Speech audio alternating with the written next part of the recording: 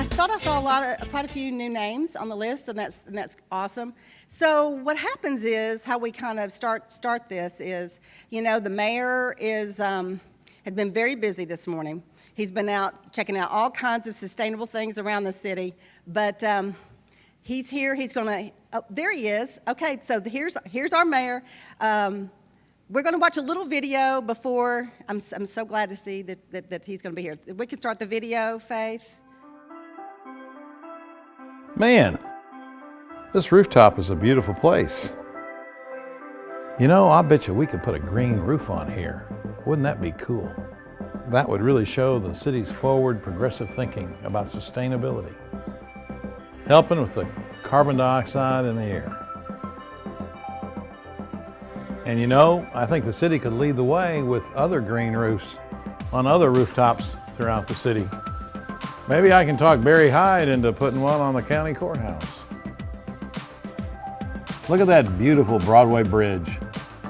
Not only is it a thing of beauty, but I can't wait until they open up that 16-foot shared pathway for bicycles and pedestrians.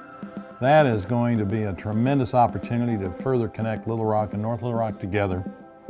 And speaking of connectivity, we've got bike paths that are going out west in some beautiful areas as well. We're trying to encourage connectivity of our residents so they can get on the trails over by Two Rivers Park. And we're also taking them down to the Big Dam Bridge through Overlook on Overlook Drive. These new bike lanes at Overlook, North Rodney Parham, and Taylor Loop Road further leverage the river trail as a transportation corridor in addition to the recreational opportunities it provides.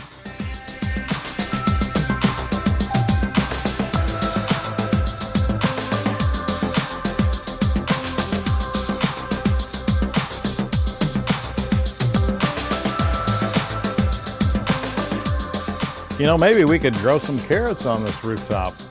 That'd be cool. We could provide them to the Fresh to You mobile market just like some of our local producers do. Let's go check that out and see whether they got any carrots or not.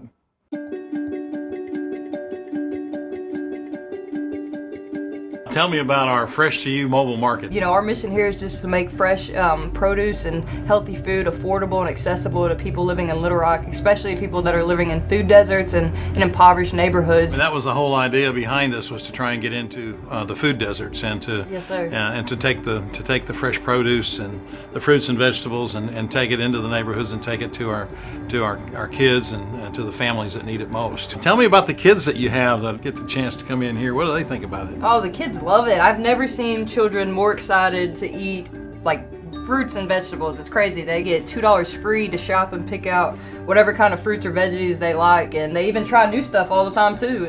Where are we getting all our produce? So we're actually purchasing all of our wholesale produce from K Hall Sons of Produce, which is an awesome community grocer and also a retailer. They give us high quality produce, and we know it's going to be good every time, and they're very good to work with. I see lemons and limes, and we've got cucumbers and cabbage. And we got some good pineapple. Yeah. I don't see any carrots like on my T-shirt though. I'm looking for the carrots.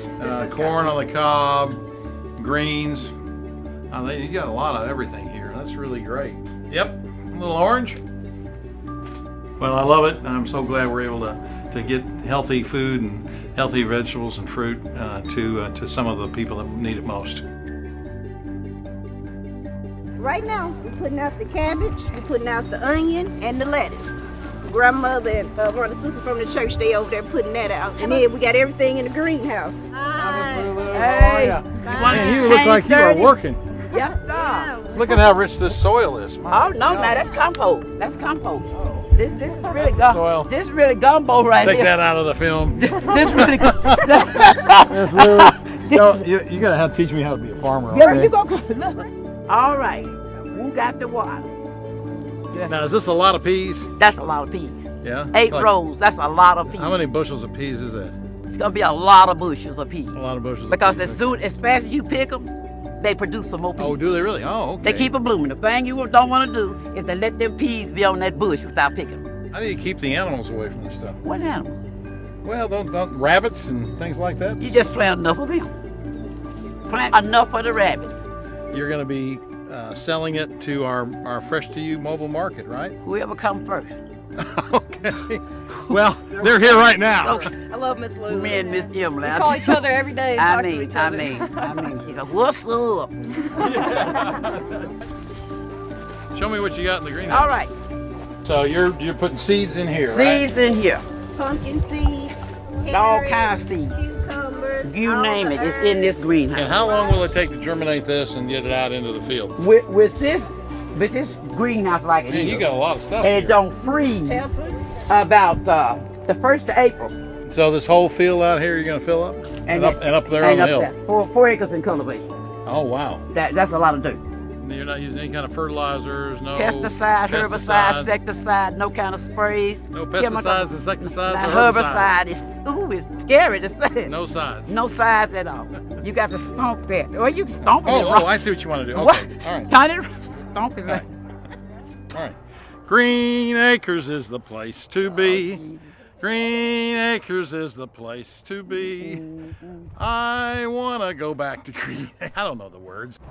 So tell me what this area here behind the Heifer International Building used to be. So it used to just be a large brownfield. So yeah, Brownfield. Yeah, brownfield. Yeah. So those are kind of, a lot of people describe a brownfield as like kind of a dump site, industrial dump area. Yeah, well, this used to be a dump. Yeah, it As did. I recall. So we brought in our compost and topsoil mix and basically made a super soil and To do fruits and vegetables. to do fruits and vegetables. Yep. So that's Well, the I know plan. you're helping out our Fresh to You mobile market. Definitely. We We're love checking that. into So, our food deserts in town, and that's a great partnership with Heifer. we definitely like to have an outlet for a lot of the stuff we're growing because we are producing quite a bit. Well, this is beautiful. It's really great. Well, thanks. Yeah, this is, it's an open to the public place, so Yeah, people good. are- we're here every day. We got all the livestock too, so there's always Yeah, something what kind to of do. livestock you got out here now? We can walk over there and check them out. All right, let's Yeah. do it. Our Tom Turkey. Yeah. Now, what will you do with the alpacas? So we'll shear them actually later this Just month. shear them, and then what do you do with the? We can send that their sheared wool out to a co-op in Oklahoma where it'll be cleaned. It'll come back here, and we actually had people in the building that'll spin it. Chris, guys, thanks so much for what you're doing here at the Heifer Farm. It's a great example of getting back to nature and doing it the right way. And I really appreciate what you're doing to help educate our community and our kids about this. And it's all about connectivity. You got what you're going on here, and we've got our Fresh to You mobile market, and we've got other local farmers that are out here tilling the land, and no pesticides, herbicides, or insecticides. So what you're doing is very, very important to our citizens here in the city. So thank you. Well, thank you. Yeah. Okay, folks, I'll see you in a few minutes over at Robinson for the Sustainability Summit.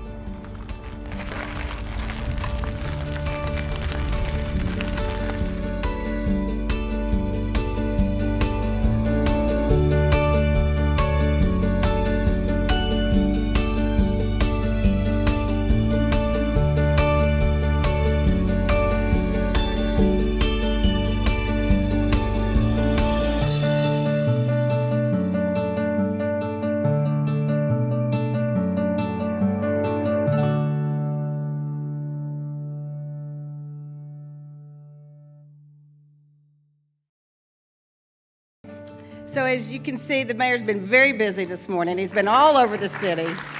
And, but he's in the house now. So here's our mayor, Mark Stola.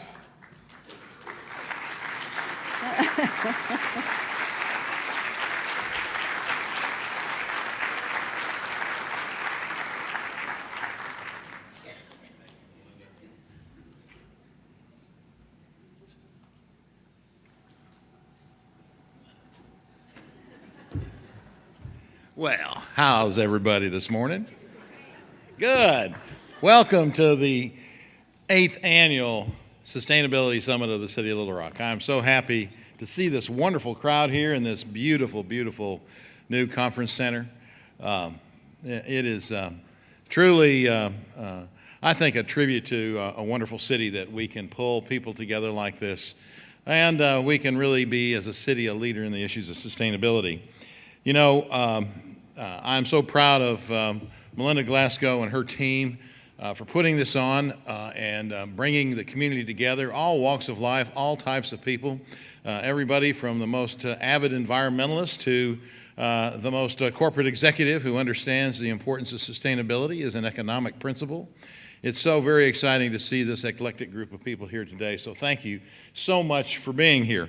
You know, Chris Cranford and I, as Melinda said, have been busy checking out the city a little bit. And I want to mention that Chris Cranford, our videographer on this, is here today. And he does such a wonderful job, such a wonderful job on the video. Let's give Chris a big, big hand.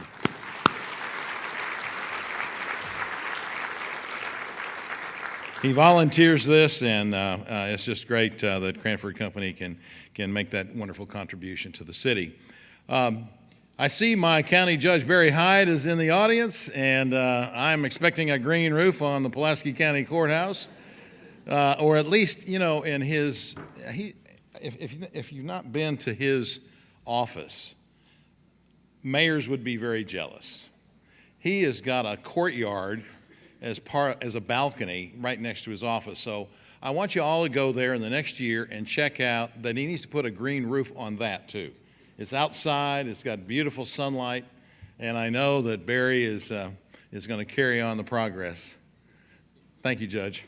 So in any event, you know, as Melinda said, we've had these wonderful sponsors that help us do this, and not only do they give their money, but they also, obviously, you can see in many instances, are committed to the issues and principles of sustainability. I made a list one time, I guess it was about a year ago, of all of the things that the city is doing that is a reflection of our attention to the environment, the protection of the environment, what we're doing to be sustainable. And I mean, I kept writing and writing and writing, and I think I had about 35 different things that we're doing. Part of that went into our Sustainability Commission. I'm very proud to have appointed a Sustainability Commission that work every month on these things, and today they are going to give a report card. As you know, we decided we were going to put ourselves on a report card, and we were going to see how far along we get through 2020 in accomplishing many of these objectives. And so we're going to give you an update on that, and then we're going to have a wonderful panel that's going to talk about some of those things in more detail, led by my Vice Mayor, Kathy Webb. Kathy's been very helpful in this arena, as all of you know as well, with the Arkansas Hunger Relief Alliance, and so we've teamed up together in a variety of ways to help with some of the things that you saw on the video. And then, of course, I'm very honored that we're going to have a wonderful, fantastic keynote speaker at lunchtime. And so I think it's going to be a very, very exciting day. I finally found some carrots. You know, I mean, here's a video. I got a carrot shirt on. Somebody planned this. And we go to the mobile market, and there's no carrots. We go to Lula's, and there's no herbicides, pesticides, or insecticides. And there's also no carrots. So no carrots over at the Heifer International, so I had to get some carrots. I did wash them in the men's lavatory this morning. Not bad. Not bad. So if anybody would like to join me for breakfast, let me know. In any event, so let's get started. Let's get started on this wonderful morning. I'd like to reintroduce to you Melinda Glasgow and Ben Tillmeyer, who are going to present our roadmap on sustainability. Ben and Melinda, it's yours.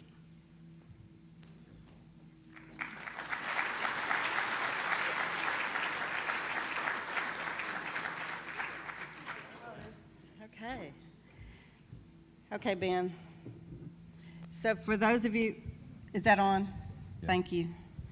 So for those of you who have never been before, we got a little feedback last year that maybe you don't know what's going on with this report card. So we're going to kind of share what we're going to talk about. Yeah. So with citizen input, a series of community meetings, some work by the City Sustainability Commission and city staff, the City of Little Rock developed the 2020 Sustainability Roadmap, an achievable sustainability plan that consists of 5 tenets and 17 goals that will both save precious resources and add quality of life to all of our citizens. And that's your ShamWow. If you'd like to follow along, this is a ShamWow. Yes, it is. So, and it starts from the front.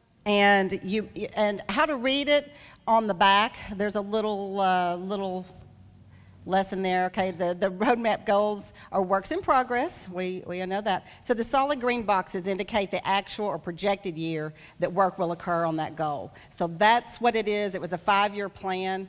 That's why it's the years of 16, 17, 18, 19, and 20. So that's kind of a little helpful guide there of what we're going to be talking about. Off topic, are those monopoly houses on your They are. buildings? Thank you for noticing. Monopoly Yes, houses, yes, okay. yes.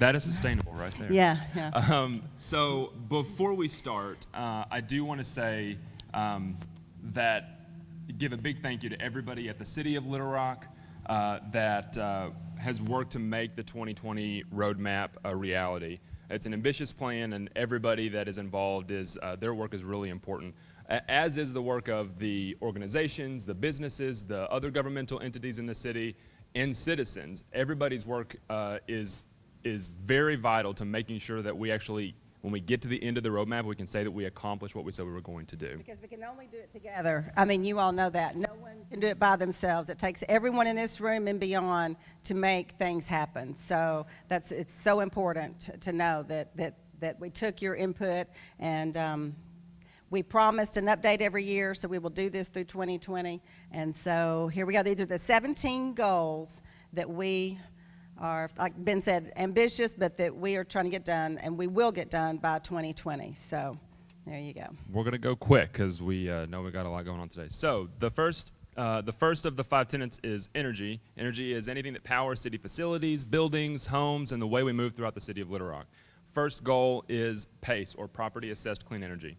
The City of Little Rock will facilitate creation of a PACE program for Little Rock, which will give businesses broader access to affordable financing for clean energy, energy efficiency, and water conservation projects.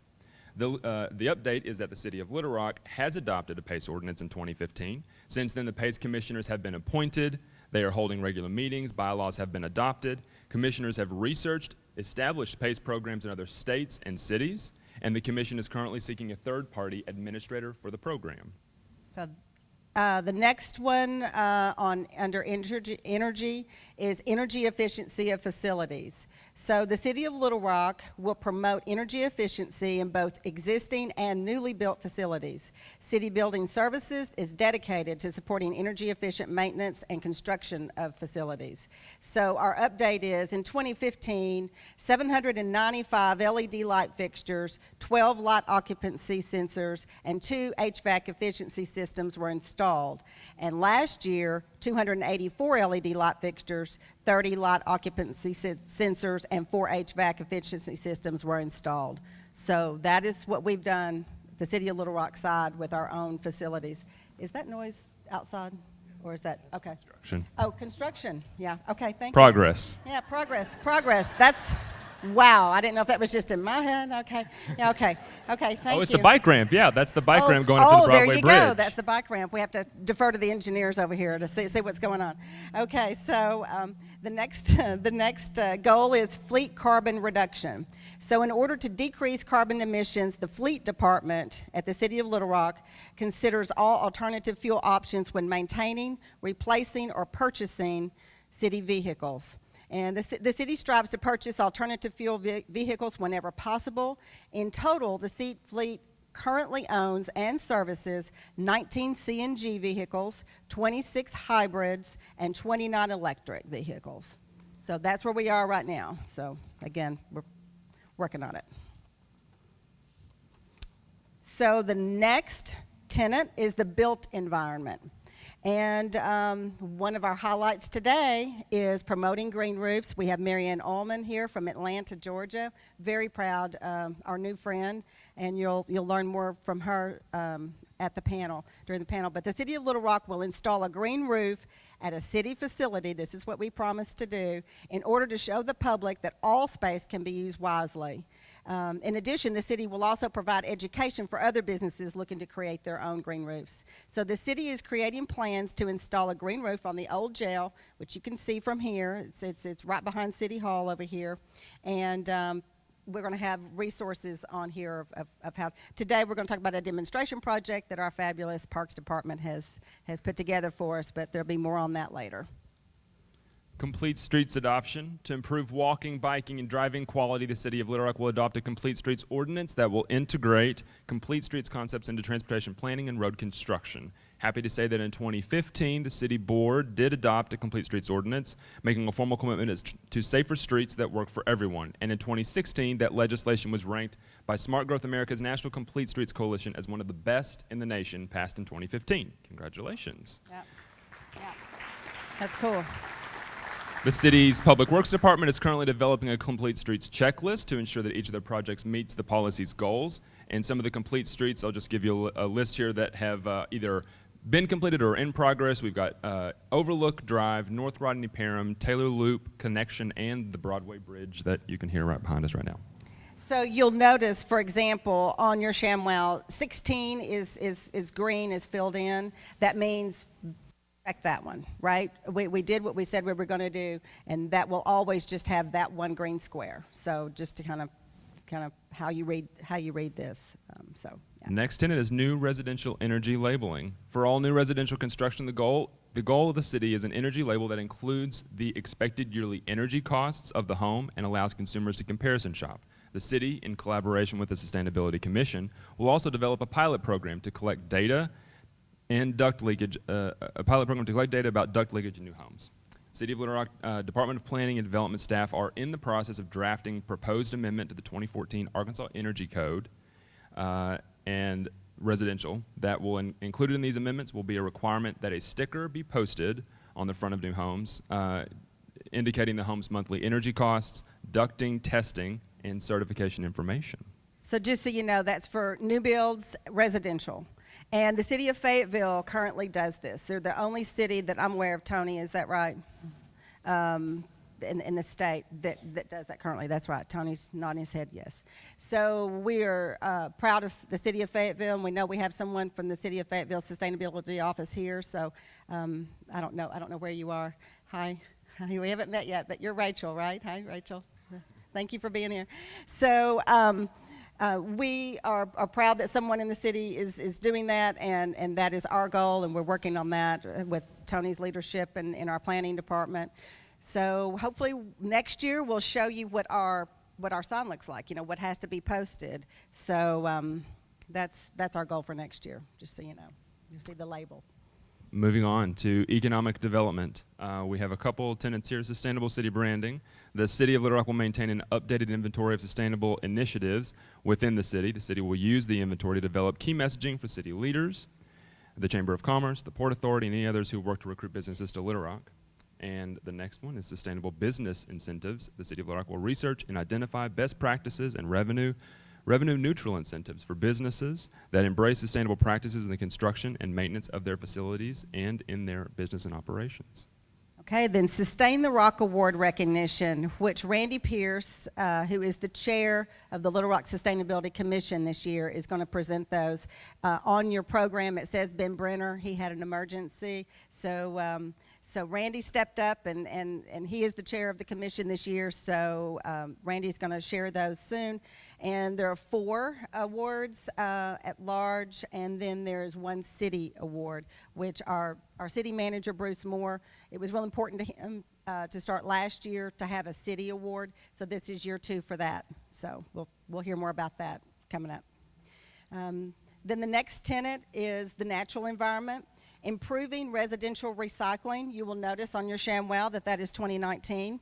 So there's basically what that is the city will consider citizen input regarding recycling cart size, collection frequency. As you know now, it's every other week, and potential pay-as-you-throw trash programs. All of those things will be discussed and upcoming. Our current contract is a 7-year contract with Waste Management that will be up in April of 19, and that's why 19 is on your ShamWow. So more discussion about that probably starting next year in 18.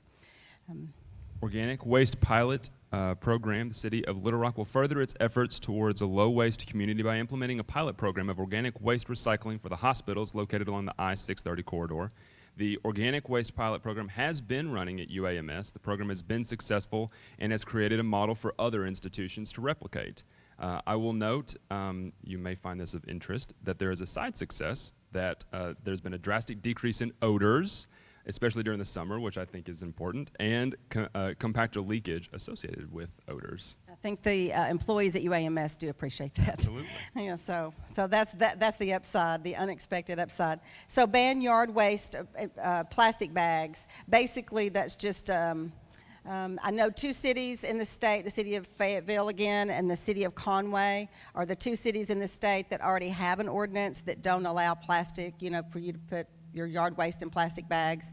We are under discussion about that, and if you were here last year, you will notice that one has been moved to 2019. So we're still talking about that. We're for it, but as anything, it's never as easy as it sounds like. So we're working on it.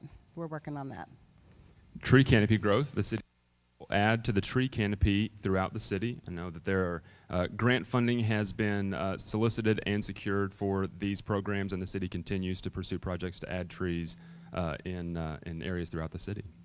So quality of life. Fresh to You Mobile Market. Mark DeMaz is here, and as the mayor referenced, Vice Mayor Kathy Webb, there were a lot of people who came together, the city of Little Rock, and a lot of people. Mark's going to talk more about that at the panel, so we look forward to hearing what you say. It's 2 years. Last year, for those of you who were here, the bus was here, but it was just stripped, and it was just a gift from Rock Region Metro. And this year, it is wrapped and rolling, and you're going to hear all about it from Mark. And you might notice on your table is a fun little eco bag. They're a little smaller than we thought they were going to be. So put maybe a piece of put a piece of fruit or some cuties or something in that, and send it with your kid to lunch. I don't know. So, but in there is the $3 off coupon, and you're going to be able to shop on the bus. It's going to be in front of Robinson after this. And you can buy more than $3 if with your own money, but they're going to be stocked and ready, and so it's pretty cool. So that's kind of your takeaway. We want you to experience the bus, and it's Mark's daughter Emily, who's super fantastic, who was on the video, that's going to be down there and helping you on the bus after this. The Arkansas River Trail. In order to improve a bike-friendly culture, the city will support and promote improvements and expansion to the Arkansas River Trail. I'll give you just a few updates. The progress has been made in closing the loop and improving sections of the Arkansas River Trail. At the end of 2016, the western terminus area between the Gill Street Bridge and the Dillard's headquarters was completed. A plan to improve the Riverfront Drive section of the trail is designed and funding is secured, with completion estimated for the end of 2017. And a grant to fund construction of the eastern terminus, which is between Arch Street and the Dillard's Data Center, has been applied for, and a decision is pending. Also, the city has completed a detailed study of the Southwest Trail route between the Arkansas River Trail and Central High School. A grant has been applied for to construct the trail in 3 phases, and a decision is still pending on that grant as well. And you may notice that every year is a green year for that goal. So there's a lot of work going on with that, and we're making progress every single year that we'll give you updates on. And accessible alternative transportation. The city of Little Rock will expand the variety of transportation alternatives available to its residents by continuing to promote Rock Region Metro bus system, improving the city's network of walking and biking trails, and educating residents about biking, public transportation, carpooling, car and bike sharing opportunities as well. As a result of Rock Region Metro's annual service enhancements process, which involves assessing each route in the system and identifying recommendations to improve service, 16 of 26 bus routes were modified. Mostly minor changes, and the streetcar service was modified as well. Likely the first time in history so many changes have been made all at one time. Additionally, last year, Rock Region Metro installed 30 new bus shelters, and this year they plan to install 25 more new bus shelters. In the city, in conjunction with partner organizations, will soon undertake an audit of more than 1,500 miles of sidewalk throughout the city. In 2016, the city of Little Rock received the Bronze Bicycle Friendly Community Award from the League of American Bicyclists, a great honor, recognizing the work the city and its bicycle advocate community have made to make Little Rock more bike friendly. And I'll leave it to the city's bike ped coordinator, John Landowski, who will be on our panel in just a little bit, to say more about this, but I will say that bike share should be on its way to Little Rock and North Little Rock before the next Sustainability Summit, hopefully. That's pretty exciting. So John will talk about that. Yeah, pretty big, right? Yeah. So last but certainly not least is the Fourche Creek Recreation So, whoop, whoop, over here with Audubon Friends, right? So, Audubon's been the lead on this, and we could not do it without your leadership. But the Friends of Fourche Creek has just become a whole thing, right? It's exploded, talking about having to work together. I mean, there's so many Friends of Fourche Creek. I consider myself a friend of Fourche Creek. A lot of people in this room are friends of Fourche Creek. A lot of businesses. It is crazy. Currently, and Mark Webb, I don't know if you can answer this question. So there's a new dock at, is it completed down at Benny Craig Park? It's almost completed, so that's a new entry point to get into the Fourche Creek, where there have been some trash issues. So there have been lots and lots of cleanups. The most recent one was March the 11th out at Interstate Park, and almost 100 people were down there, and trail building, and I don't have the stats here, but I know that there were. Does anybody remember how many tons? Stephanie, do you remember how many tons? Dr. Dan, the Birdman, is not here. He's in Honduras birding. I don't know. He can be here. So he has all those stats. But at any rate, we're so proud that Audubon has taken the lead on this, and we're all proud to be Friends of Fourche Creek. And you'll also notice that it's every year. And if you want to get involved, you can Facebook Friends of Fourche Creek Facebook page, and we would love to have you at any cleanup, at any event. We have an event coming up in June for fundraising events. So anyway, we welcome everybody. Drain Smart, you've probably seen those around town. Those are really cool. This is our third year for that. There are 18 new drains located. It's going to be in Hillcrest and Heights. We're branching out into some new areas this year. So again, that's really just going great. So thank you, Audubon, for that. So I think we're about maybe. That's our update, right? That's our update. Yeah. Okay. Well, as we said before, though, these are the things that the city is doing, but most importantly, it takes every one of you and everybody that's a citizen of this city to work in concert with this plan, because we can't achieve all 17 of these goals. The city alone cannot achieve There's all no 17 way. of these goals. So we need all of your help. We need everybody's help to make it a reality. So thank you so much. Thank you to everyone here. And now the mayor's back up, and we're going to get on to the panel because there's great discussion. I do want to say for the panel, if you have questions, Faith and I are going to be on either side of the room, and we'll have mics for you to ask questions. So. Well, thank you, Ben and Melinda, for that update, and certainly it's an ambitious plan and one that we will continue to persevere and make progress with. So I'm glad to see that we're at least, I think, at a B+ maybe so far. I'm going to ask our panelists if they would please come up as we introduce them, and I'm so happy to introduce my colleague, Kathy Webb. Kathy is our vice mayor currently in the city. She's a former state representative, having served 3 terms in the state General Assembly. Come on up, please. And of course, very importantly, is the executive director of the Arkansas Hunger Relief Alliance. Kathy took that over. Time flies so quickly. How many years ago was that? 3 years? 5 years ago. And has truly transformed that agency into a tremendous opportunity to try and provide food to those that need it the most throughout the state. Has a tremendous staff. I consider myself to be the grant king. I think she's probably the grant queen in terms of finding money to try and improve the quality of life of our people. I think she'll tell you a little bit about that, or Mark will, as it relates to our Fresh to You mobile market.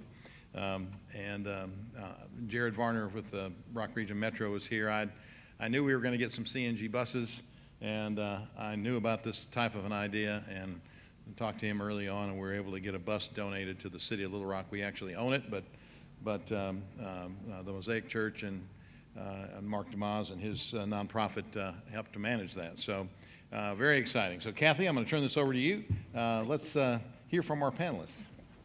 Thank you. It's a real pleasure to be here today. I appreciate that, Mayor. And before I introduce the panelists, I just want to again thank Melinda and Faith and the team who worked to make this possible. And there's one person who did a lot for the Fresh to You mobile market who hasn't gotten a lot of shout outs, Hunter Gray. Hunter, are you here today? Hunter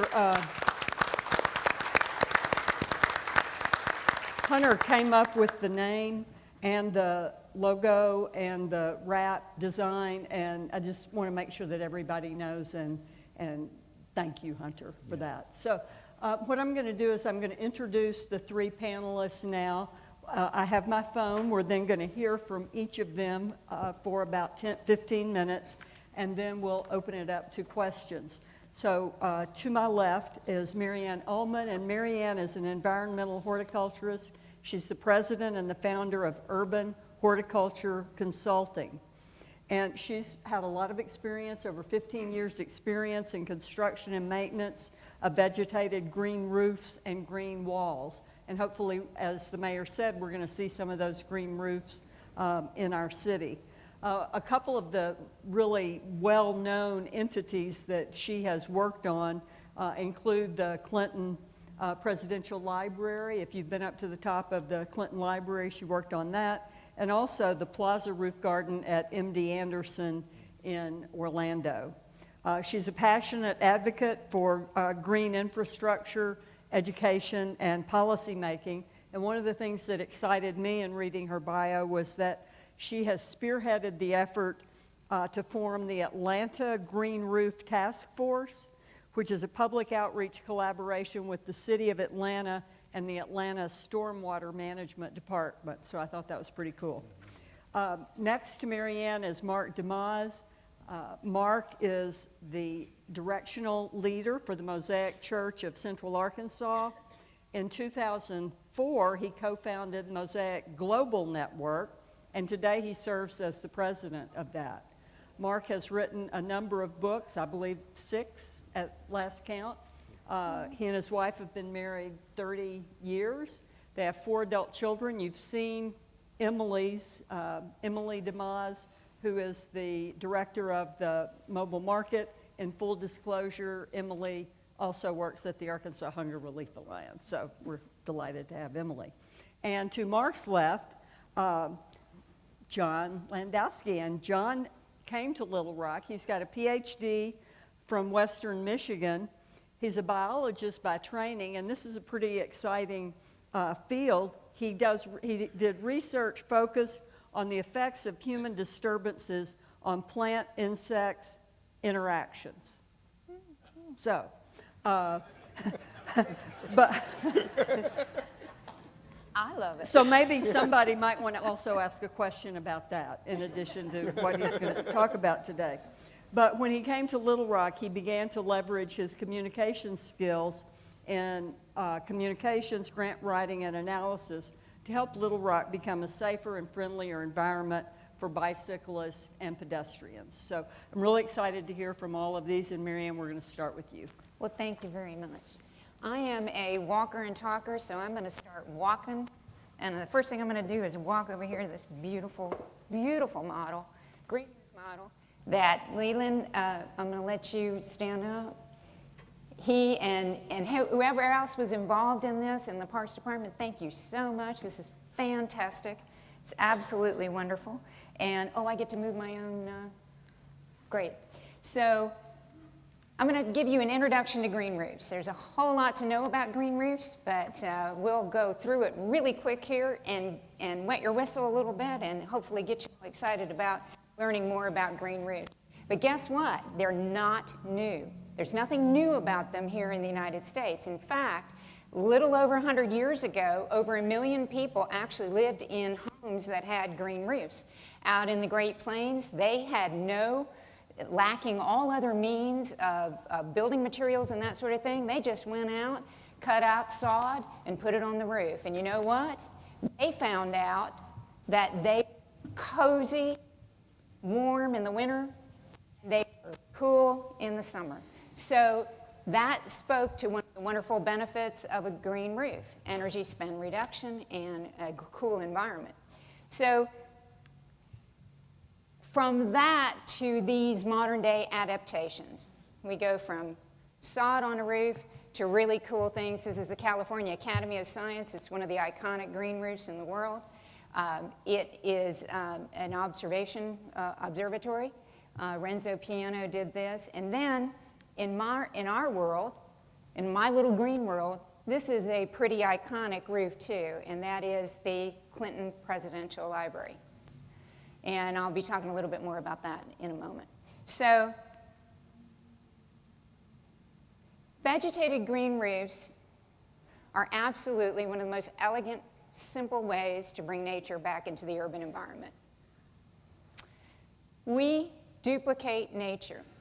We take plants, we take soil, we take man-made components for drainage, and we recreate the percolation that happens naturally on the ground, and we use that to the benefit of the building and the occupants of the building. So we start with, we have different layers. We build it in different layers, and after lunch I'm going to be over here talking about this model, and we'll get close and show you all the different parts. But basically, we're using soil, we're using components that actually are built up layer by layer on the roof. And typically the roof is somewhat of a low slope roof, although you can do it on a high sloped roof.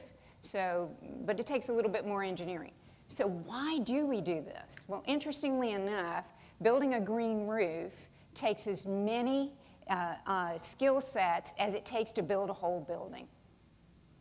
We have energy people, we have people in HVAC, we have people like myself in horticulture, we have landscape architects, all working together to build a green roof. One of the most common uses of green roofs as performance and a benefit is for stormwater mitigation. And I'll drill down a little bit more into a few of these, so we'll just go through the list real quick. Energy spend reduction, we're keeping the heat off of the roof, and we're using plants to cool everything down. Agricultural production, exciting boom growth right now in green roofs. Absolutely, one of the biggest things that's going on in green roofing right now is the agricultural production. Then we have our extended roof system life cycle. So that means that the roof, which you would, in all of you that have buildings, in 10, 20 years, you're going to have to replace that roof. You won't have to do it with a vegetated roof. So that's a great return on investment. Job creation, I'm going to talk about that a little bit. People don't think about the fact that when you introduce green roofs as a policy for a city, and I'm so excited to be a part of this, and to be watching you all in Little Rock take on something like this. It's really fantastic. And then habitat replacement, heat island effect, we're cooling everything down, and pride of place. Interestingly enough, one of the most wonderful things that I see when people put a green roof on a building is the people inside of the building suddenly have pride over being in that building and being a part of that. Therapeutic value, patients who look out on a green roof, guess what? They get healthier faster. It's proven with research. And then increased real estate value. And any condominium project with an amenity on a green roof can charge a little bit more, and that's a good thing. In the United States, more than anything else, green roofs through policies by metropolitan areas like Little Rock would want to talk about the stormwater mitigation aspect, because when we keep water on the roof and we keep it out of the sewer systems, we're helping the super infrastructure of the water system, right? We can add buildings, we can add development, but if we specify as a city that we want you to have a green roof, that means that you're not going to add strain and stress onto the sewer systems because the runoff isn't going to hit it, right? For the most part. The stormwater, more importantly, peak runoff in a rain event is slowed. So it's not like going right down to the gutters. Stormwater quality is improved, the pH is improved, and that helps for downstream retention ponds and that sort of thing. And by research, it's known that any green roof out there that's at least 4 inches deep, and most of them are at least that, you're going to hold throughout the year about 65% of your water runoff. Energy spend reduction, yes, plants and soil do help with cooling a building in many aspects. And I'm going to run through, because I know I'm going to run a long time and I'm going to start talking faster. But they do make a difference, and in fact, the EPA has included a green roof analysis on their Energy Plus modeling program that you can use on their website. I am from Atlanta, Georgia, as was mentioned, and unfortunately Atlanta, Georgia is the poster child for heat island effect. That is Atlanta, Georgia up there, taken by NASA. We have a lot of heat. We have a lot of impervious surfaces. So we have surfaces that do not percolate moisture, right? And because of the mass elimination of natural vegetation, we get this welling up of heat in all of the metropolitan area. I live in Marietta, actually, which is about 30 miles away from Atlanta, and if it's 85 there, it's 92 or 95 in Atlanta. Rooftop farms. I have so much fun when I get to go to a rooftop farm or be involved in the construction of one. They are absolutely viable, and that it's a new industry. Absolutely. They bring new industry to blighted areas usually. And we find that in urban areas, this is where the rooftop farms are really cropping up. Here is one of the core issues or benefits I want to chat with you all about in here today, because many of you are stakeholders, many of you are going to make some decisions. You have your sustainability commissioners here. Think about the economic activity surrounding green roofs. It's a new skill set. You have to train people in the skill set. In cities that I've worked with and in areas that I've been, the interesting thing is, and it's usually the technical colleges, they add curriculum specific to green infrastructure, skill sets, and green roofs, right? So that's cool. That's something new. Where the construction trades, they have to learn something new, and you add people to the construction trade, right? Landscaping and nursery, the plants that we use aren't always available and aren't always the same as you would use in your garden. So there are actually nurseries that crop up that have, that actually grow plants specific to green roofs. Manufacturers, we have new products specific to green roofs. And new development opportunities. Low impact development, which I believe you all are supporting here, and mixed use development. All of those things, all of those types of developments usually include green roofs. And this is a happy thing for a lot of millennials out there. You want to have the urban experience, but you want nature. So the economic activity around this is pretty cool. So let's talk a little bit about the green roof here in Little Rock. The Clinton Presidential Library on top has a green roof. It was put on actually 2 years after the library was completed. So why was President Bill Clinton so adamant about having a green roof? Well, he was very, very adamant about the energy spend reduction on it. And he had a tour on November the 30th, 2007. CNN filmed a tour of him up on the roof. And that was one of the main things he talked about, and carbon sequestration. And it is very true, all of this. Stormwater mitigation, because they're in those really sensitive wetlands, and recreational solitude. Let's think about this. Where does a former world leader go where he doesn't have an entourage, right? And where he can be with nature?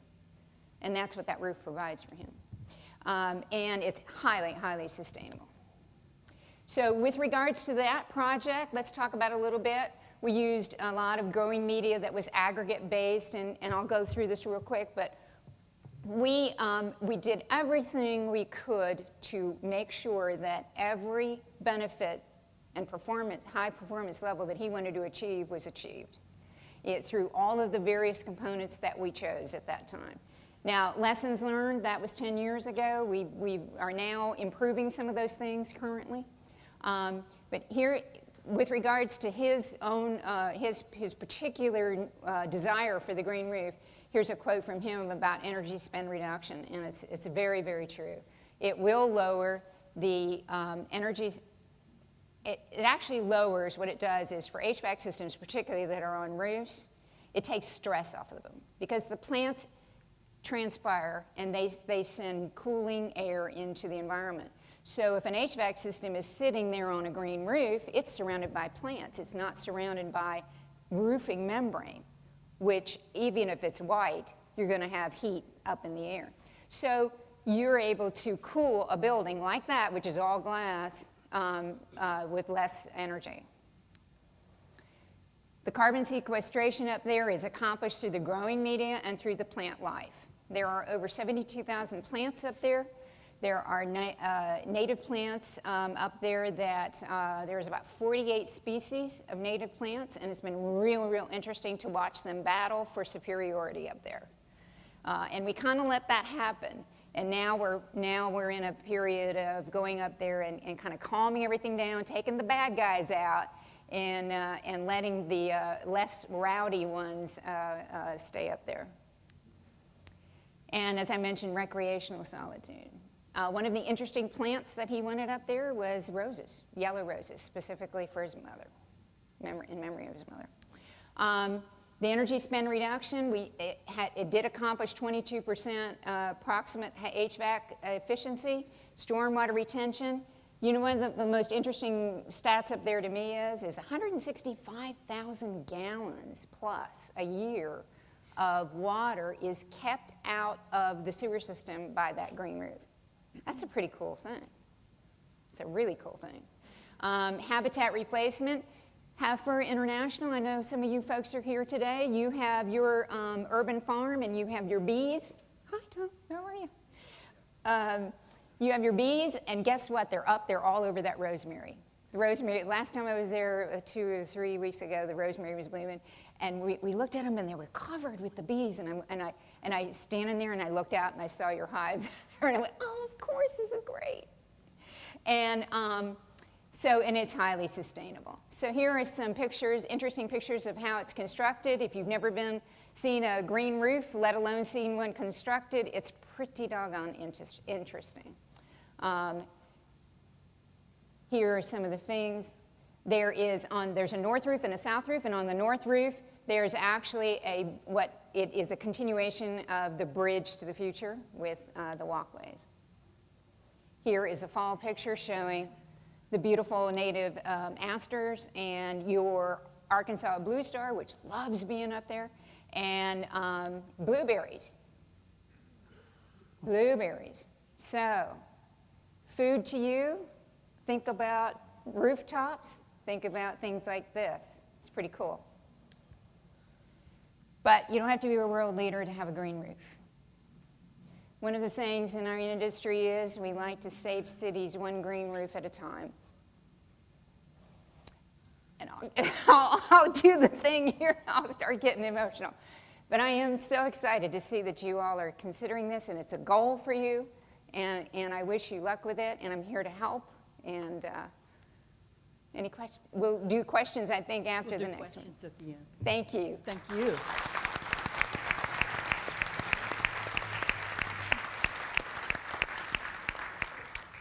Well, thank you. Thank you very much. In fact, I've got a 100,000 square foot roof at the corner of University and Asher, just for you. That's right. I'm there. So, and that courthouse. Where's that courthouse? Yeah.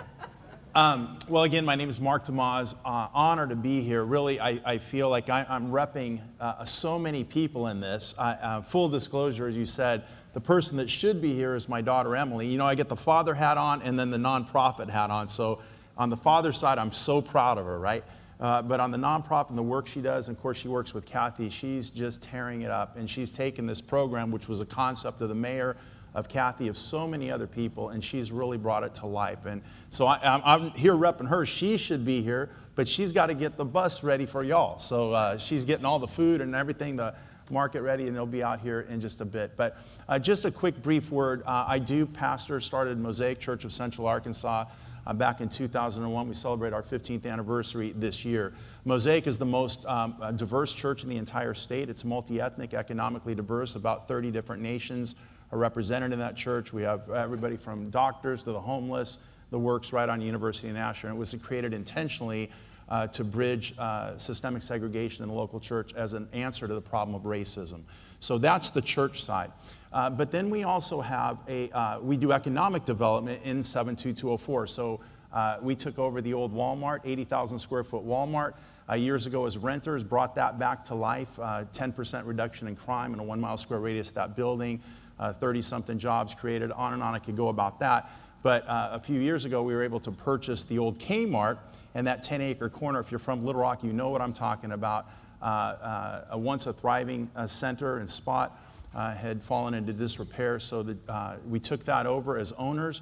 We're able to work with Eric Buckner and 10 Fitness and essentially redeem that property. So if you come out to the corner at University of Nashville today, 10 Fitness is out there, largest store in the state, 6,000 members, 19% reduction in crime in a 3 mile square radius.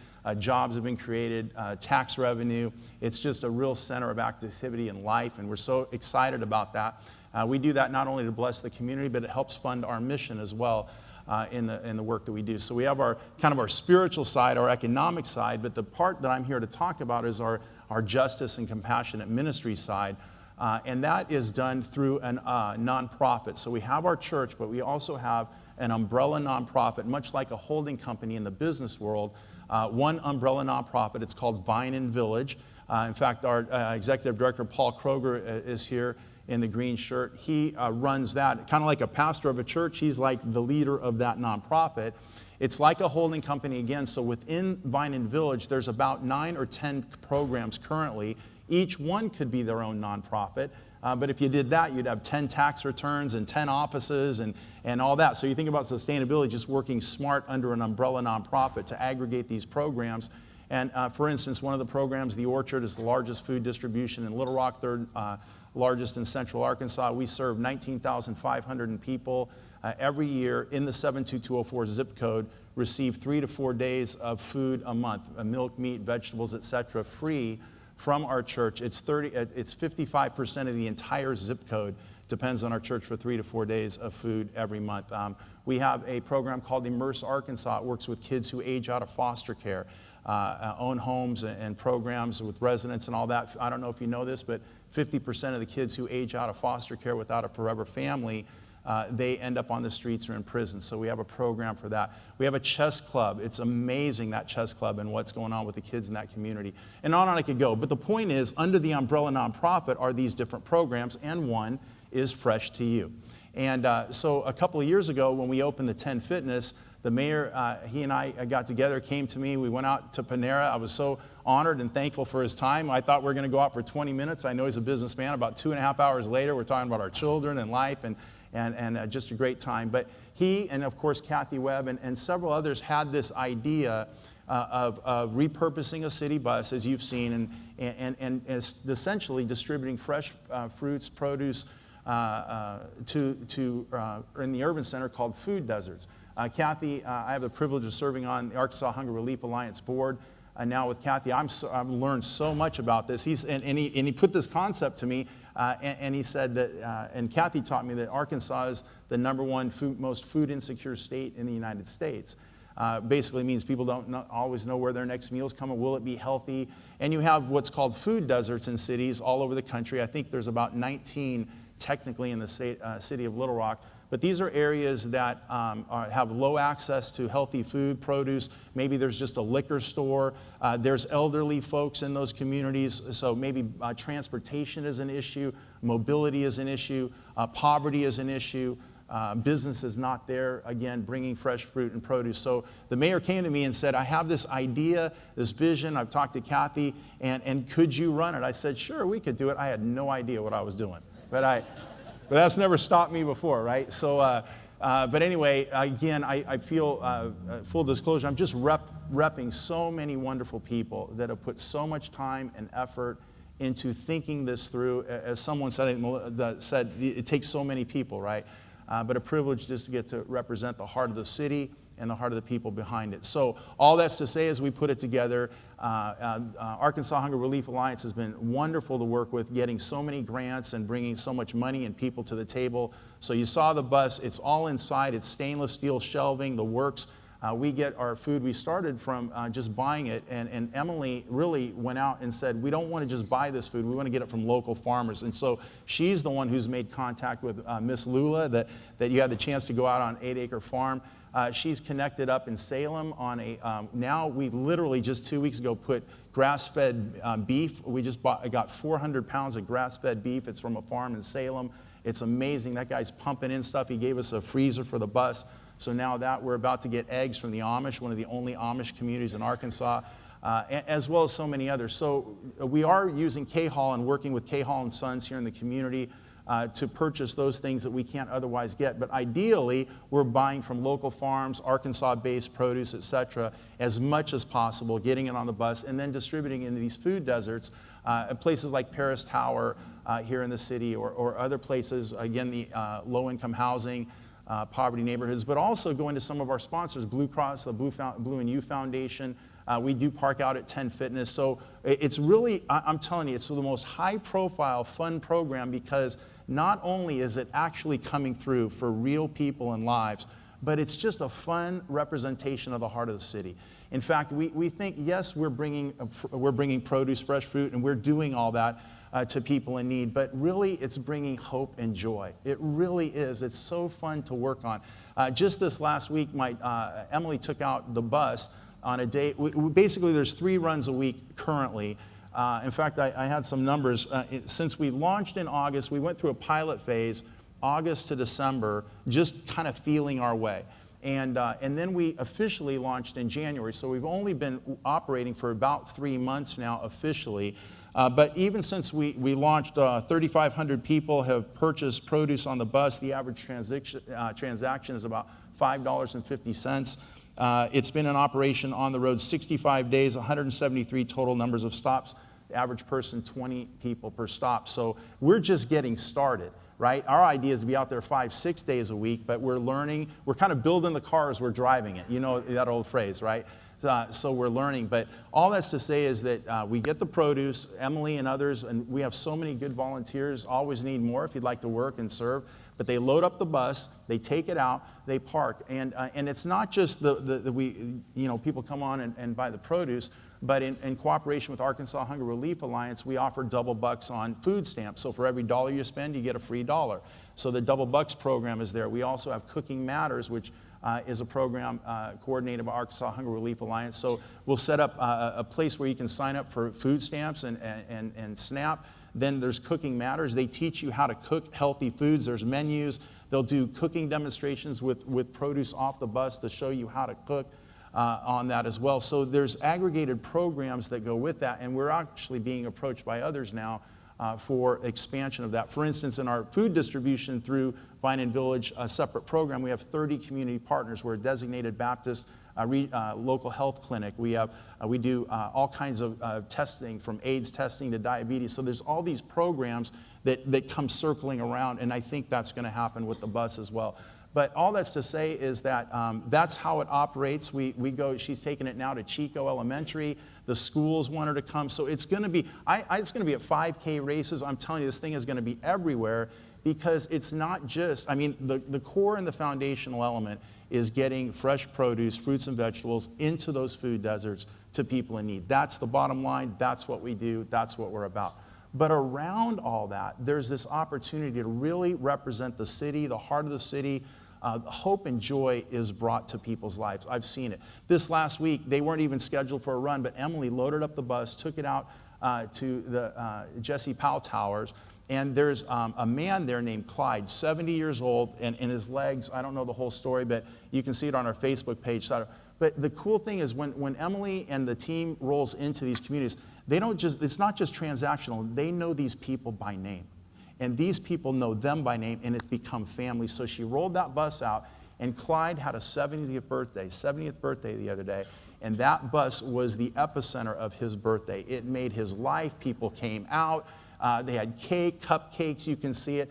And on that day, it wasn't about selling produce. It was bringing hope and joy to a man named Clyde who's living in those towers. Our bus driver, Keith, actually lives in the tower. So just like in our food distribution program, the community serves. Now people that are volunteer come from the very communities we serve. So there's this real community aspect to it, this family, this idea of not only distributing fruits and vegetables, but hope and joy into people's lives. And we've seen it with the children. We go to Hillary Clinton, Rodham Clinton Library every Saturday. It's amazing, the kids that come out. They get special tokens. They do free shopping. We've seen almost, I think it was 1,000 kids since we started. 1,000 kids have been on that bus and are using these tokens and bringing their parents, actually. They wake up on Saturdays to tell them to come. So, of course, there can be Q&A later on, but it's just a wonderful program. What I want to say in terms of sustainability, the connectivity, as we're talking about, amazing. Again, so many stories, Miss Lula, et cetera. But in terms of sustainability, the program is not sustainable as it currently exists. I shared that with Bruce Moore, shared that with the mayor. Kathy knows that as well. Really, to run this to operation, it takes 3 funding streams. So one funding stream is grants. You always need grants in nonprofit work and people that are willing to invest. Secondly is the profit from the sales of the produce itself. So we mark it up. It's very competitive. We try to keep it under market value, but we do sell for that. But just that alone is basically we're treading water. We are fortunate. We just purchased a 10 by 10 freezer, but we got to pay $200 a month for a $10,000 freezer to help with sustainability. So that was a need, but we couldn't wait for it. But all this to say is the third funding stream is this: we need corporate sponsors. And here's the idea. When we've got it down, we're $2,000 for a half month, $4,000 a month. Roughly, it costs about $4,000 a month to operate for everything, right? For the bus drivers, for the gas, for the produce we purchase. It's about $4,000. Of course, we want to expand. And so, but right now we're at $4,000. A company, and we put together a package. I don't know if they've been showing slides. You can scroll through. I'm sorry, I just wanted you to scroll through them. You can see pictures. But we've put together a sponsorship program on our website, freshtu.org. Freshtu.org. You can go on there. And for $2,000 a month, you can be a half-month sponsor. I'm sorry, $2,000 for a half month, $4,000 for a full month, and then it goes up from there to a 6-month and 12-month. But we'll put your logo on the bus. There's all this stuff. We'll bring the bus to your company, to your organization. So there's a huge list of kind of the benefits.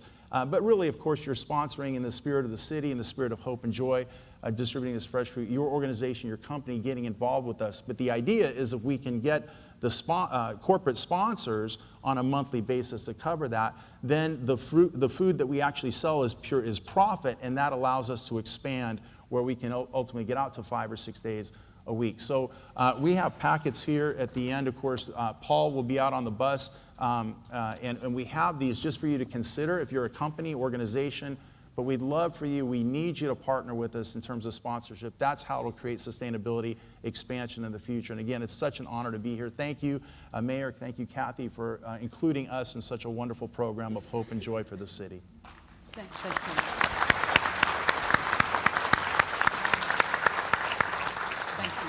John? All right. Do we have the clicker? Yes. All right. Are we up? Awesome. All right, so my name's John Landusky. I work for the city of Little Rock. I stood up because it's nice to move around a little bit. I'm actually going to be talking about movement. I'd like to encourage you guys to move around a little bit too at first.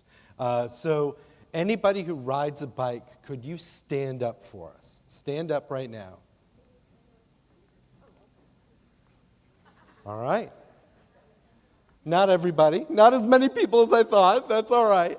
All right, everybody who doesn't ride a bike, stand up and join us. Thank you. All right, everybody who drives an automobile, please raise your right hand.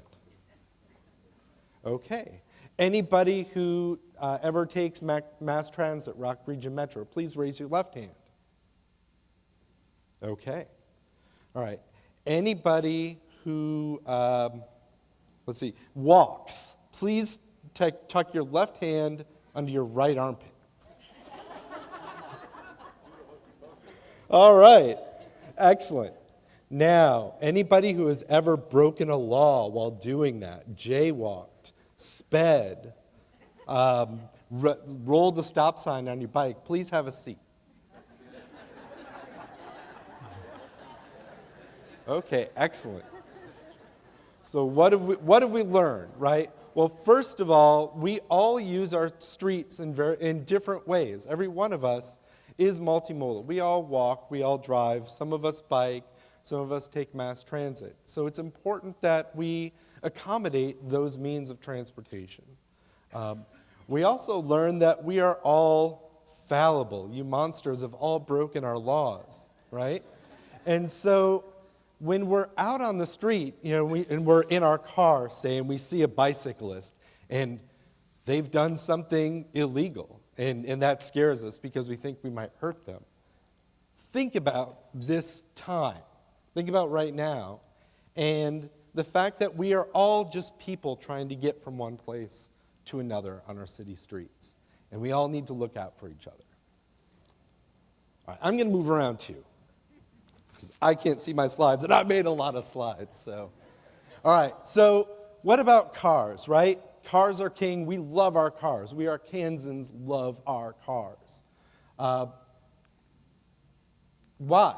Well, cars mean independence, right? When we're 16 and we're really looking forward to getting those keys and we can go anywhere we want, cars are important for independence at all ages. Cars are a means of self-expression, right? That sometimes they promote our status. Sometimes they promote our values. It's no wonder that we take transportation personally, because transportation, the way we get around in our lives, is a personal thing. So why do we need to make allowances for things other than cars? Why is this alternative transportation so important? Well, one of the reasons we just demonstrated. You all are using our streets for more than just driving around. So we need to accommodate other forms of transportation to make that safe for everyone here. Why else? Well, one of the reasons is why we're here. A transportation system that is based on fossil fuels is by definition not sustainable. Fossil fuels are a finite resource. They've taken millions of years to develop, and we are burning them very quickly. So as it turns out, we are altering our planet by doing so, and those alterations are actually going to cause us more problems than running out of the fossil fuels. These are both problems, but that's a bigger, more immediate problem for us. Only accommodating cars is not equitable. So a lot of you guys said, oh, I walk, I drive, I ride a bike. That's all great. But when we think about planning our transportation system, we're not just planning it for the people in this room. In fact, we need to think about some of the people who aren't or are underrepresented in this room. People who can't afford to own a car or multiple cars to get to multiple jobs every day. People who might have health conditions that don't allow them to drive. People who are too young to drive. People who have given up their driving in their old age. And our baby boomers are aging at a rapid pace. That's going to be a larger and larger proportion of our population in Little Rock. Building for active transportation promotes public health. Our built environment informs how we live our lives. And so if we have a transportation system that doesn't allow us to do active transportation, ride our bike to get around town, walk to get around town, we're not going to do those things. We're not going to burn calories as we try to get to one place for another, and that bottom line is going to affect our waistlines. Has mine. So Arkansas is the second most inactive state in the country and the sixth most obese state in the country. So we really here in Little Rock need to be thinking about that. How can we address those things? Livability is so important for our community, and we've been talking about this in various different formats. Livability means money. When we're trying to attract that high-quality job talent to our city, When we're trying to attract those big businesses that depend on getting those employees, livability is key. When we're trying to attract tourists to come to our city, livability is key. So this is an important economic issue. And finally, we need to accommodate alternative transportations because Arkansans want it. MetroPlan did a study called Imagine Arkansas, and they asked, what to you is most important in the future to see Central Arkansas become better? Alternative transportation came in 1, 2, and 3. So Arkansans want this. We need to make this happen for them. So in putting together this presentation, I was struck by this idea of advocate or cheerleader. There's a bike advocate in our community who breaks people down into 2 categories. He's an advocate or he's a cheerleader.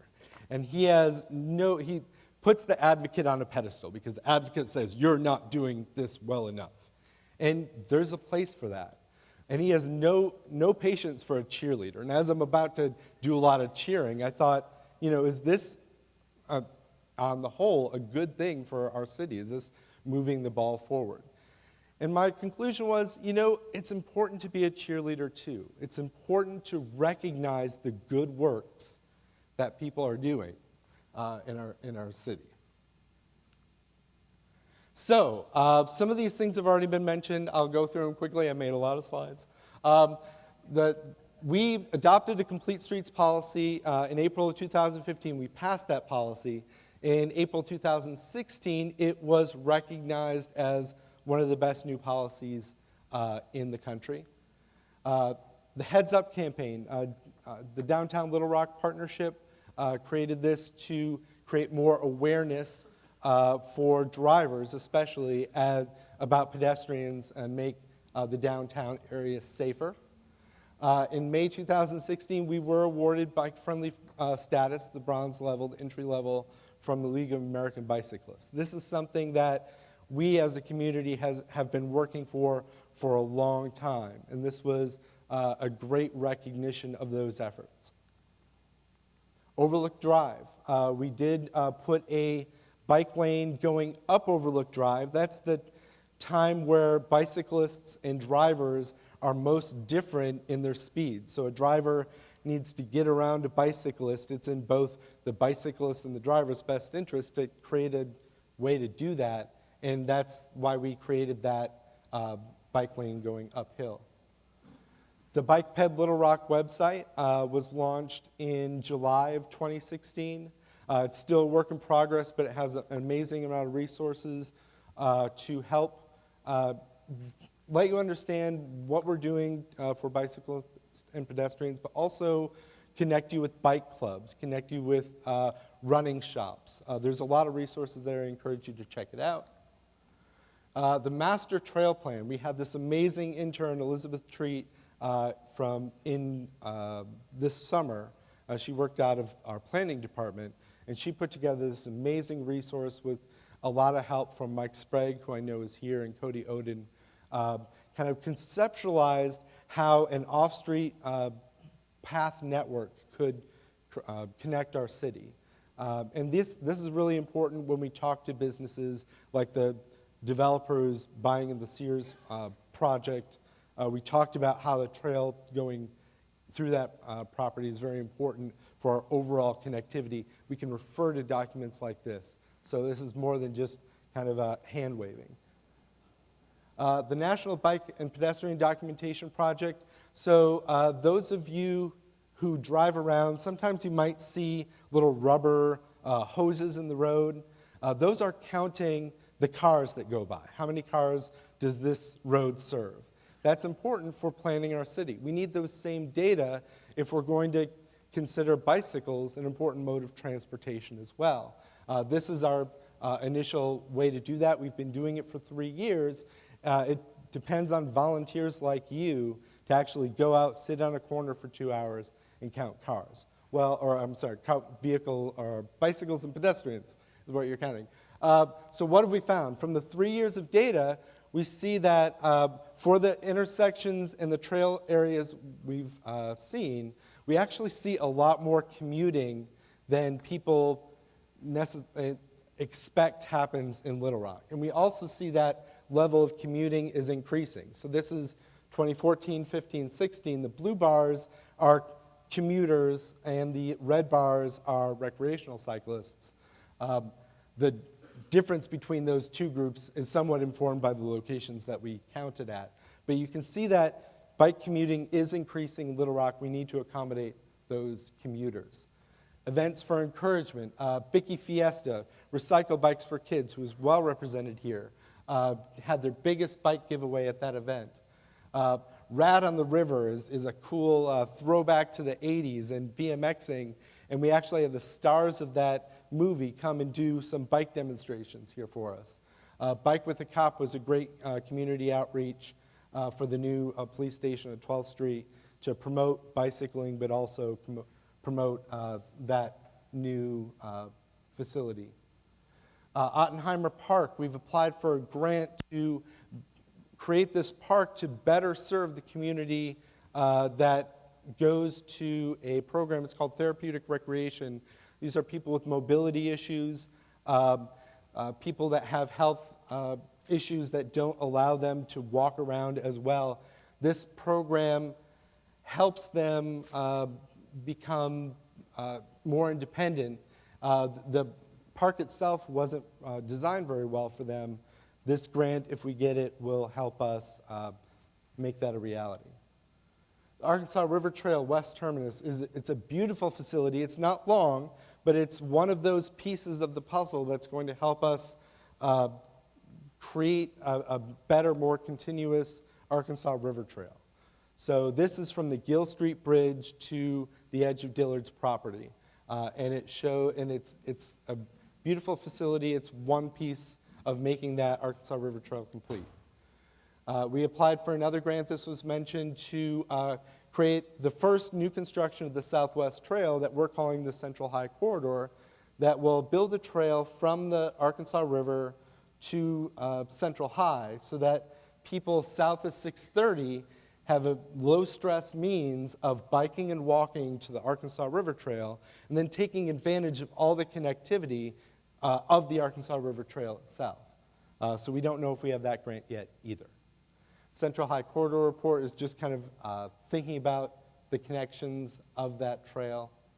The Smart Cycling Course. Baca did the first of 2 smart cycling courses that it was an all-day training course, how to be a better bicyclist, how to be a safer bicyclist. They're going to do one more, and we're hoping that that actually we get a league-certified instructor program here at the end of 2017. Rodney Parham bike lanes. We just put new bike lanes on Rodney Parham in order to better connect our city infrastructure to the Arkansas River Trail for that same purpose. Washington Magnet Elementary. Little Rock has taken this bike education program and made it their own. It's an after-school program. We're hoping to get that into more public schools. New sidewalks. We've built about 7 miles of new sidewalks recently, and we've repaired 7 miles of new sidewalks. So that is another thing that the city is working on. And we're still working. I don't have a lot of time to tell you all about this, but the Taylor Loop connection is going to create connectivity from West Little Rock to the Arkansas River Trail and leverage that as a transportation and recreation corridor. This slide did not load well, but if you need to see it, look out the window. It's a beautiful facility, and it shows what the Arkansas Highway and Transportation Department can do when they take the mission of making their corridors a safe place for alternative transportation. The Arkansas River Trail East Terminus is a new bridge that is going to be another connection for the Arkansas River Trail. Riverfront Drive Parks and Rec with a TAP grant from AHTD is addressing the most dangerous part of Riverfront Drive of the trail. This doesn't have bike lanes or sidewalks. So this is a big deal to get us along Riverfront Trail, but also a hawk signal to get us, or Riverfront Drive, but also a hawk signal to get us across Riverfront Drive. Our house, the sidewalk is going to be installed. So our house, for those of you, yes, all right. I don't need to explain how important this is. All right. Our house is an awesome program, and it's great to see it supported. Bike-friendly driver program, we are going to implement this. We are trying to make cyclists safer, and bike education to an audience of bicyclists only gets us halfway there. So this is a program designed to help drivers become better drivers in the context of bicyclists. And finally, we're going to do a master complete streets plan. We're going to apply for the 2017 Metro Plan TAP grant to couple with our ordinance. To make our ordinance better implemented, we need a better plan. That's what that's going to get for us. And oh yeah, and then of course there is the bike share program, which is very, very exciting. We're going to be launching that later this year. It's going to be in downtown Little Rock and Little Rock. It's going to rely primarily on private sponsorship, so there's very little cost to the taxpayer. And I'd be happy to talk more about that in the question and answer period. All right. Thanks, so, John. Yes.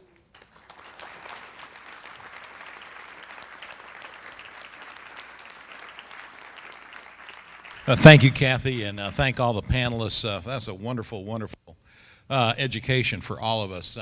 We are really, really excited at this point in the program to recognize individuals who really practice what they preach. And our Sustainability Commission, of course, works very, very hard all year long.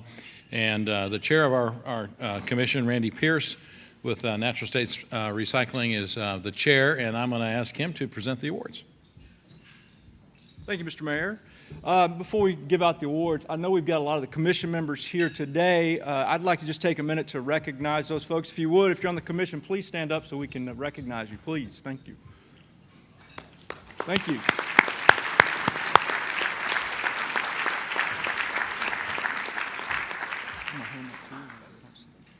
All right, we're going to give out some fun awards. It's a great honor to serve on the commission. One of the things that we obviously focus on is sustainability, but the other thing is, when we've got a great commission that focuses on sustainability, it also leads to economic and development growth. And so it's fun to see some of the things that we've done as a commission that Melinda touched on earlier, and to talk about some of the awards that we're going to give out today. The first one goes out to the Small Business of the Year, and it's going to go to Davis Rubber Company. Davis Rubber's been in business since 1924 and established itself as the leader locally and nationally in the rubber recycling industry. The company's founder, Herschel Davis, would surely be proud of his sons and grandchildren. They've nurtured and grown the business to keep pace with the industry. In the United States, roughly 1 waste tire is generated each year per person. In Arkansas, that amounts to almost 3 million waste tires per year. Davis Rubber Company has partnered with the Pulaski Inter-District Waste Tire Management Program to collect, transport, and recycle the tires generated in the 9-county central Arkansas area since 1993. During this time, they've kept out over 18 million tires out of Arkansas's natural environment, and a large percentage have also been kept out of the landfills. Staying up to date in the rubber recycling industry has allowed Davis Rubber Company to achieve their goal of 100% recycling rate. All of the tires processed at Davis Rubber today will leave the facility in the form of beneficial products, primarily tire-derived fuel, safe, durable playground cover, and sustainable landscaping mulch. Little Rock is fortunate to have a strong leader in the rubber recycling industry right here in our own backyard. He's also my neighbor. Davis Rubber Company's commitment to sustainability has been a shining example not only locally but nationally, and we're proud to present them with the Sustain the Rock Award for Small Business. Roger Davis.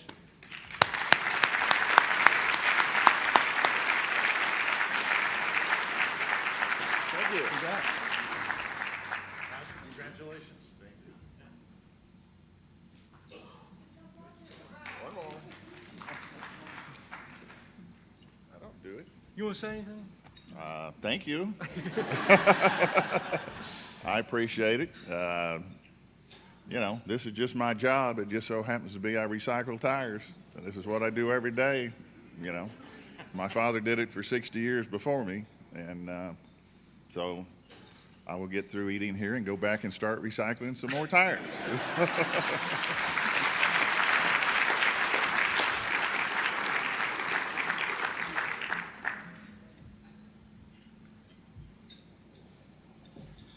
So the Sustain the Rock Award for Large Business of the Year goes to the Holiday Inn Conference Center out by the airport.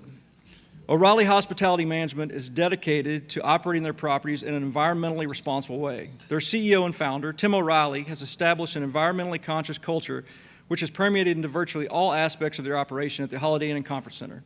Sustainability is a core value, and they expect to make a positive impact by reducing their carbon footprint while creating a healthier and safer environment for guests and employees. They are TripAdvisor Green Leader, which further shows their commitment to sustainability. They've reported many green practices for this destination, including a towel and linen reuse program, recycling program, energy-efficient lighting and appliance program, training and education programs for staff and guests, water efficiency, composting program, a green purchasing program. They track all their waste and energy usage and implement other green building practices externally, such as planting trees for shade, planting native plants in the garden, and using non-toxic pest control methods. Additionally, they've established a green team to help them guide their environmental efforts. Their green team meets once a month and has a team member from each department within the hotel. They've been able to work together to implement a variety of programs that are reducing their environmental impact on the state. One program they currently participate in is Clean the World. With this program, their housekeepers collect toiletry containers left in hotel rooms once guests check out. By collecting these containers for recycling and reuse, they are reducing the amount of waste contributed towards the landfill. Since joining this program, they've been able to recycle about 200 pounds of used toiletry containers every 2 weeks. The containers are then reused to help distribute to various hygiene products to people in need. In addition, they participate in the Aquamonic laundry program. This water system helps reduce the amount of water utilized to various aspects of the hotel. In total, they've been able to reduce their amount of water used by 40%. Please help me in congratulating the Holiday Inn and Conference Center.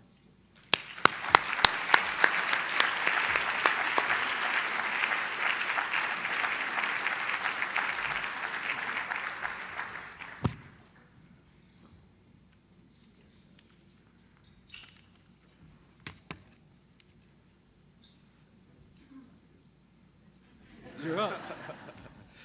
I don't know what to say, but I would like to really thank our owner for bringing this culture to Little Rock at our hotel. 2.5 years ago, we were bought by O'Reilly Hospitality Management.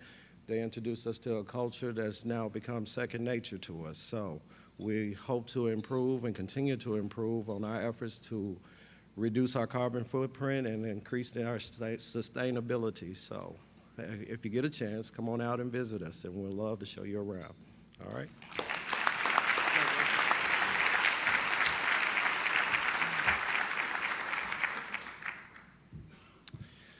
So Sustain the Rock for Nonprofit is our next award, and it goes to Goodwill Industries of Arkansas. Goodwill is an organization focused on the triple bottom line of people, planet, and prosperity. Their business is helping people while caring for the planet by collectively reducing our environmental footprint. Their green efforts divert an average of over 25 million pounds of waste annually out of the Little Rock landfills through their reuse and recycling programs. In addition, the revenue generated from these programs supports and funds their mission of training, education, and employment services.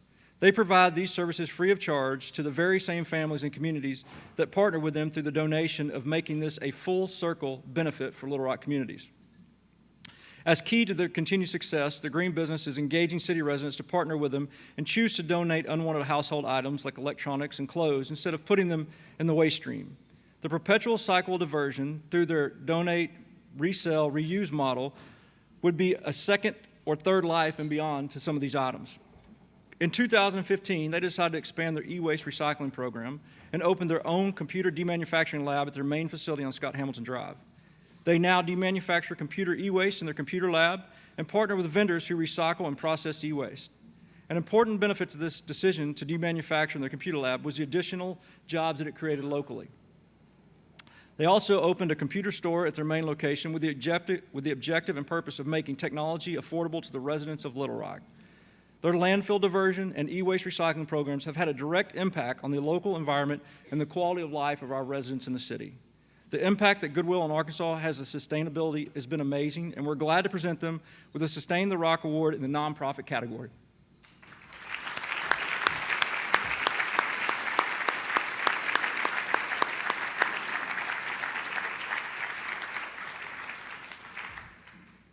While they're making their way up here, I will say that we do a lot of work with them, and they do a great service in the community.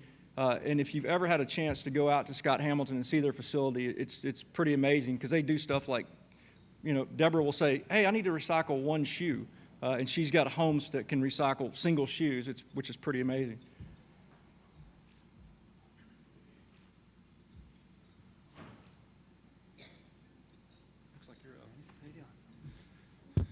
I didn't really plan anything to say, but one thing I would like to add, we've made some great strides in a short amount of time in our efforts to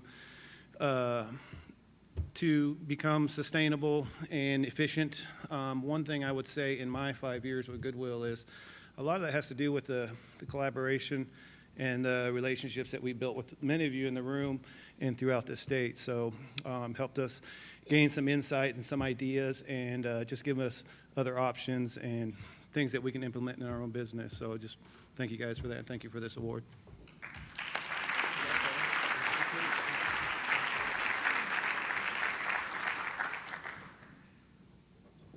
All right. So the next award is the Sustain the Rock, and it goes to an individual. And it goes, our next award, as I said, is an individual. It's dedicated to making the city of Little Rock a more sustainable place to work and live. And it goes to Mason Ellis. He's president of BACA, the Bicycle Advocacy of Central Arkansas. He was instrumental in the adoption of Little Rock's complete streets policy, making streets safe for all modes of transportation. He's a fierce advocate for closing the loop on the Arkansas River Trail, working with the mayor and key businesses to design a compromise solution. He also serves on the board of Studio Maine, where he helps with pop-up events and other traffic calming projects, shifting the focus for those who drive on the streets to those who live, work, and play on the streets. In 2016, he also graduated from the Leadership Greater Little Rock program, designed to develop a network of competent leaders for present and future community needs. And all this in his spare time when he's not preserving historic buildings at Warrior Architects. Please join me in congratulating Mason Ellis.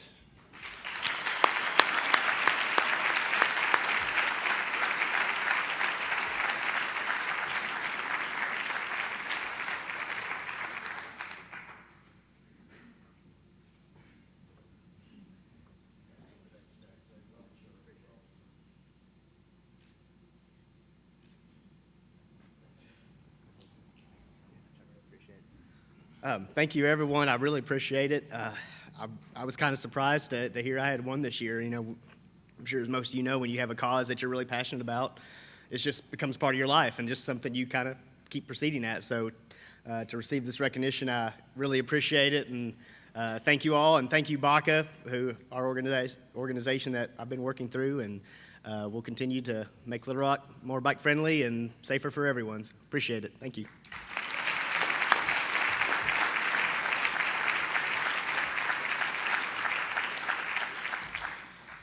All right, last but not least, we've got to have a city award, right, Mr. Mayor? Got to have a city award. Yes, sir. So the city award for Sustain the Rock goes to Little Rock Housing and Neighborhood Programs, the 2016 AmeriCorps Energy Conservation Program. Following a week of training in April of 2016, 9 AmeriCorps volunteers spent 5 weeks contacting 61 homeowners and providing 53 walkthrough inspections, which included testing for gas leaks, carbon monoxide, and backdrafting of combustible appliances. After plumbers were called to repair gas leaks, 43 qualifying houses were blower door tested for infiltration and ducted for test leakage. If the house had central heating and cooling, they also conducted those tests.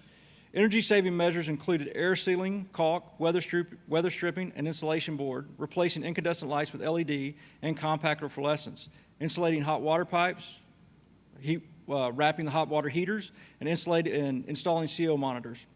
Houses were tested before and afterwards to qualify leakage reduction and to ensure the houses remained adequately ventilated. In addition, a number of houses received ceiling insulation installed by private contractors. AmeriCorps received such good reviews for their 2016 program that the city was awarded 11 AmeriCorps volunteers for 2 months this year to carry on the work. This year's volunteers started in February of 2017, and the program is now underway. Training was expanded this year to include lead-based paint and healthy homes. The impact of this program for occupants went way beyond saving energy. Health and safety was greatly improved. Gas leaks were identified, and carbon monoxide producing appliances were identified and replaced. Please help me congratulate the City of Little Rock Housing and Neighborhood Program and their director, Victor Turner.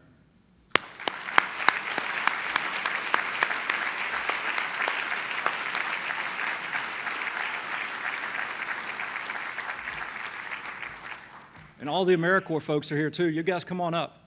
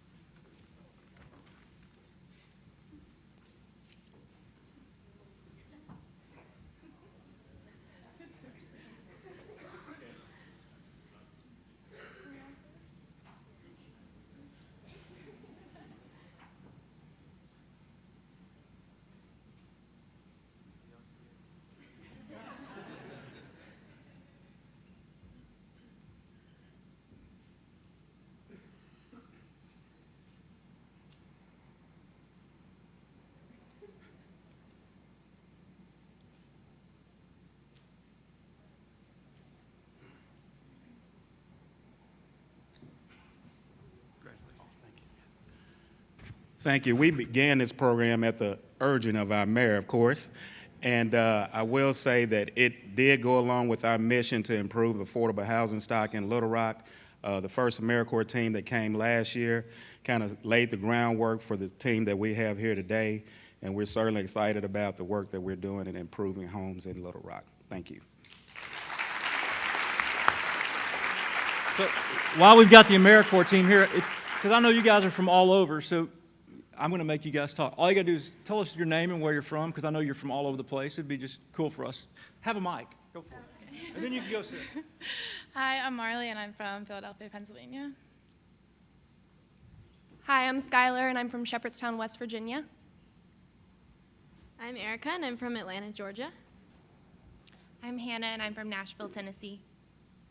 I'm Sherry, I'm from Chicago, Illinois. I'm Callie, I'm from Maine. Hi, I'm Kimberly, I'm from Boston, Mass.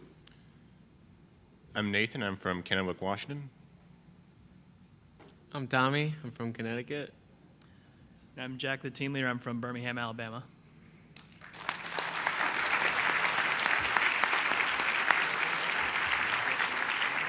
It's all you, Mr. Mayor. Thank you guys to AmeriCorps. Thank you guys for being here. Welcome to Arkansas. Hope you enjoy your time here. For those of you from the north, hope you can understand us all and enjoy your time here. Thank you for doing what you're doing. We greatly appreciate it. Mr. Mayor, I'll turn it back to you.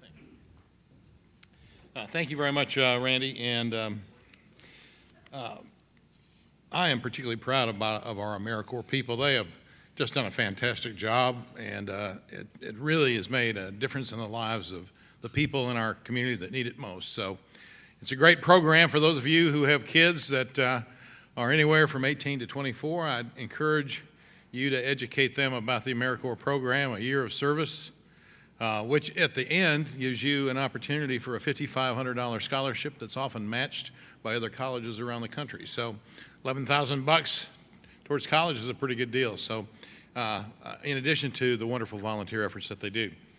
So now it's my honor to introduce our keynote speaker for today.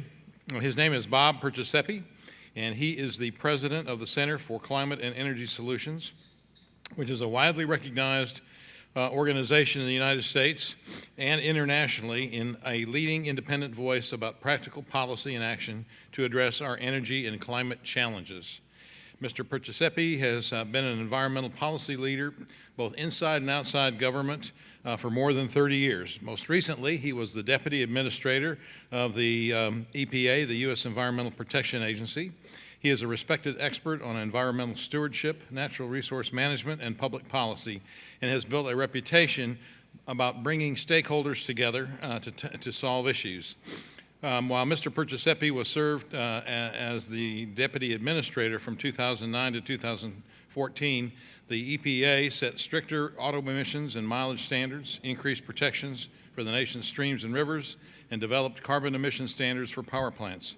Mr. Perciasepi was previously the Assistant Administrator for both the agency's water and clean air programs, and led efforts to improve safety of America's drinking water and lower sulfur levels in gasoline to reduce smog.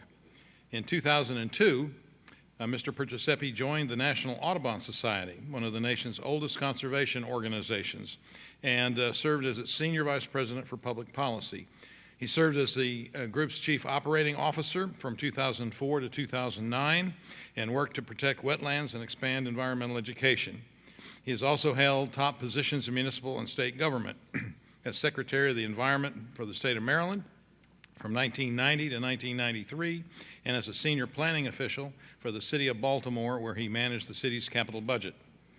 Mr. Perciasepi is a member of the Bank of America National Community Advisory Council, the National Academy of Science Board of Environmental Studies and Toxicology, the Environmental Law Institute Board of Directors, and several other organizations. He's also a member of the Center for Climate Preparedness and Community Resiliency Advisory Board at Antioch University, and received American University's William K. Riley Award for Environmental Leadership.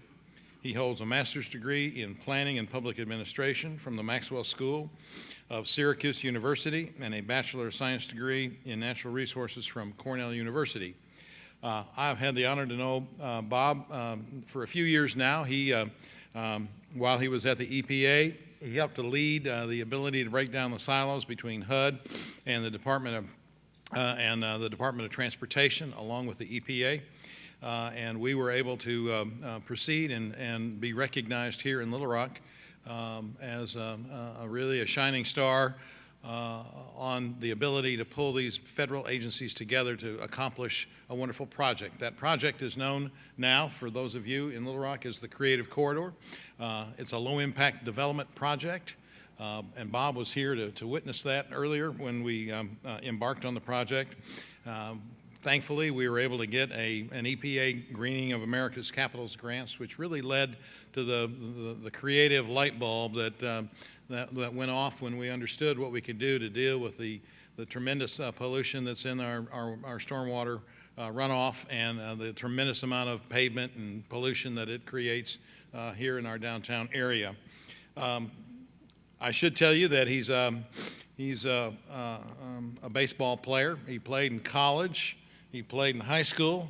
He plays on an over 60 senior team and throws about 73 miles an hour as a pitcher. So when he's not working on energy and conservation, he's striking people out in Washington, D.C. Please help me welcome Bob Perciasepi.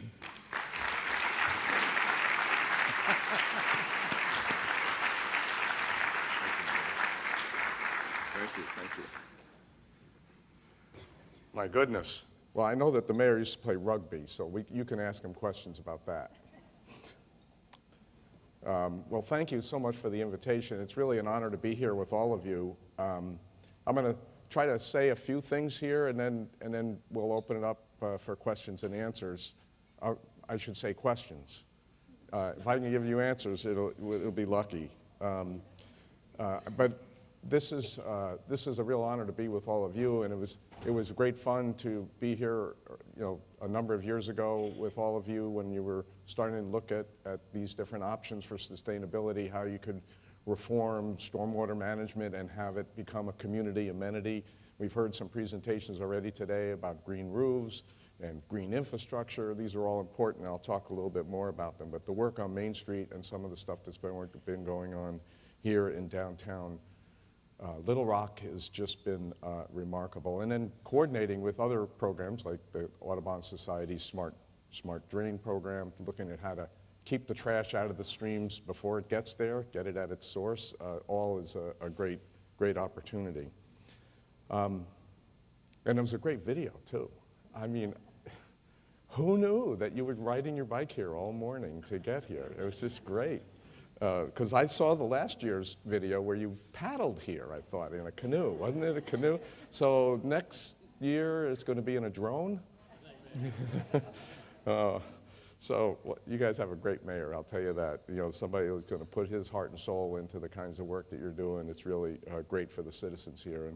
And you could tell by it's time for me to retire with the long list you gave of all the things I've done, but one of the things that's been most important to me in my life has been public service. And so when I see people rallying around something that's good for the community, it is just a joy to behold. And you guys are doing a great idea, building a great idea and implementing great projects with your whole program. So, you know, I'm going to try here to put what you're doing in a bigger context. You know, what does this mean nationally and even internationally to the world, and how some of that may actually impact on what you're doing? You know, it's hard. I live in Washington, D.C. I want you to know that Washington, D.C. is a city. There's actually a mayor there, a friend of mine. The city has a city government. They have a bike share program. But you probably don't hear much about that, because when you hear Washington, you think of something else. You think of our national government and what it's up to and trying to do. And I could go on about that, and I'm not going to.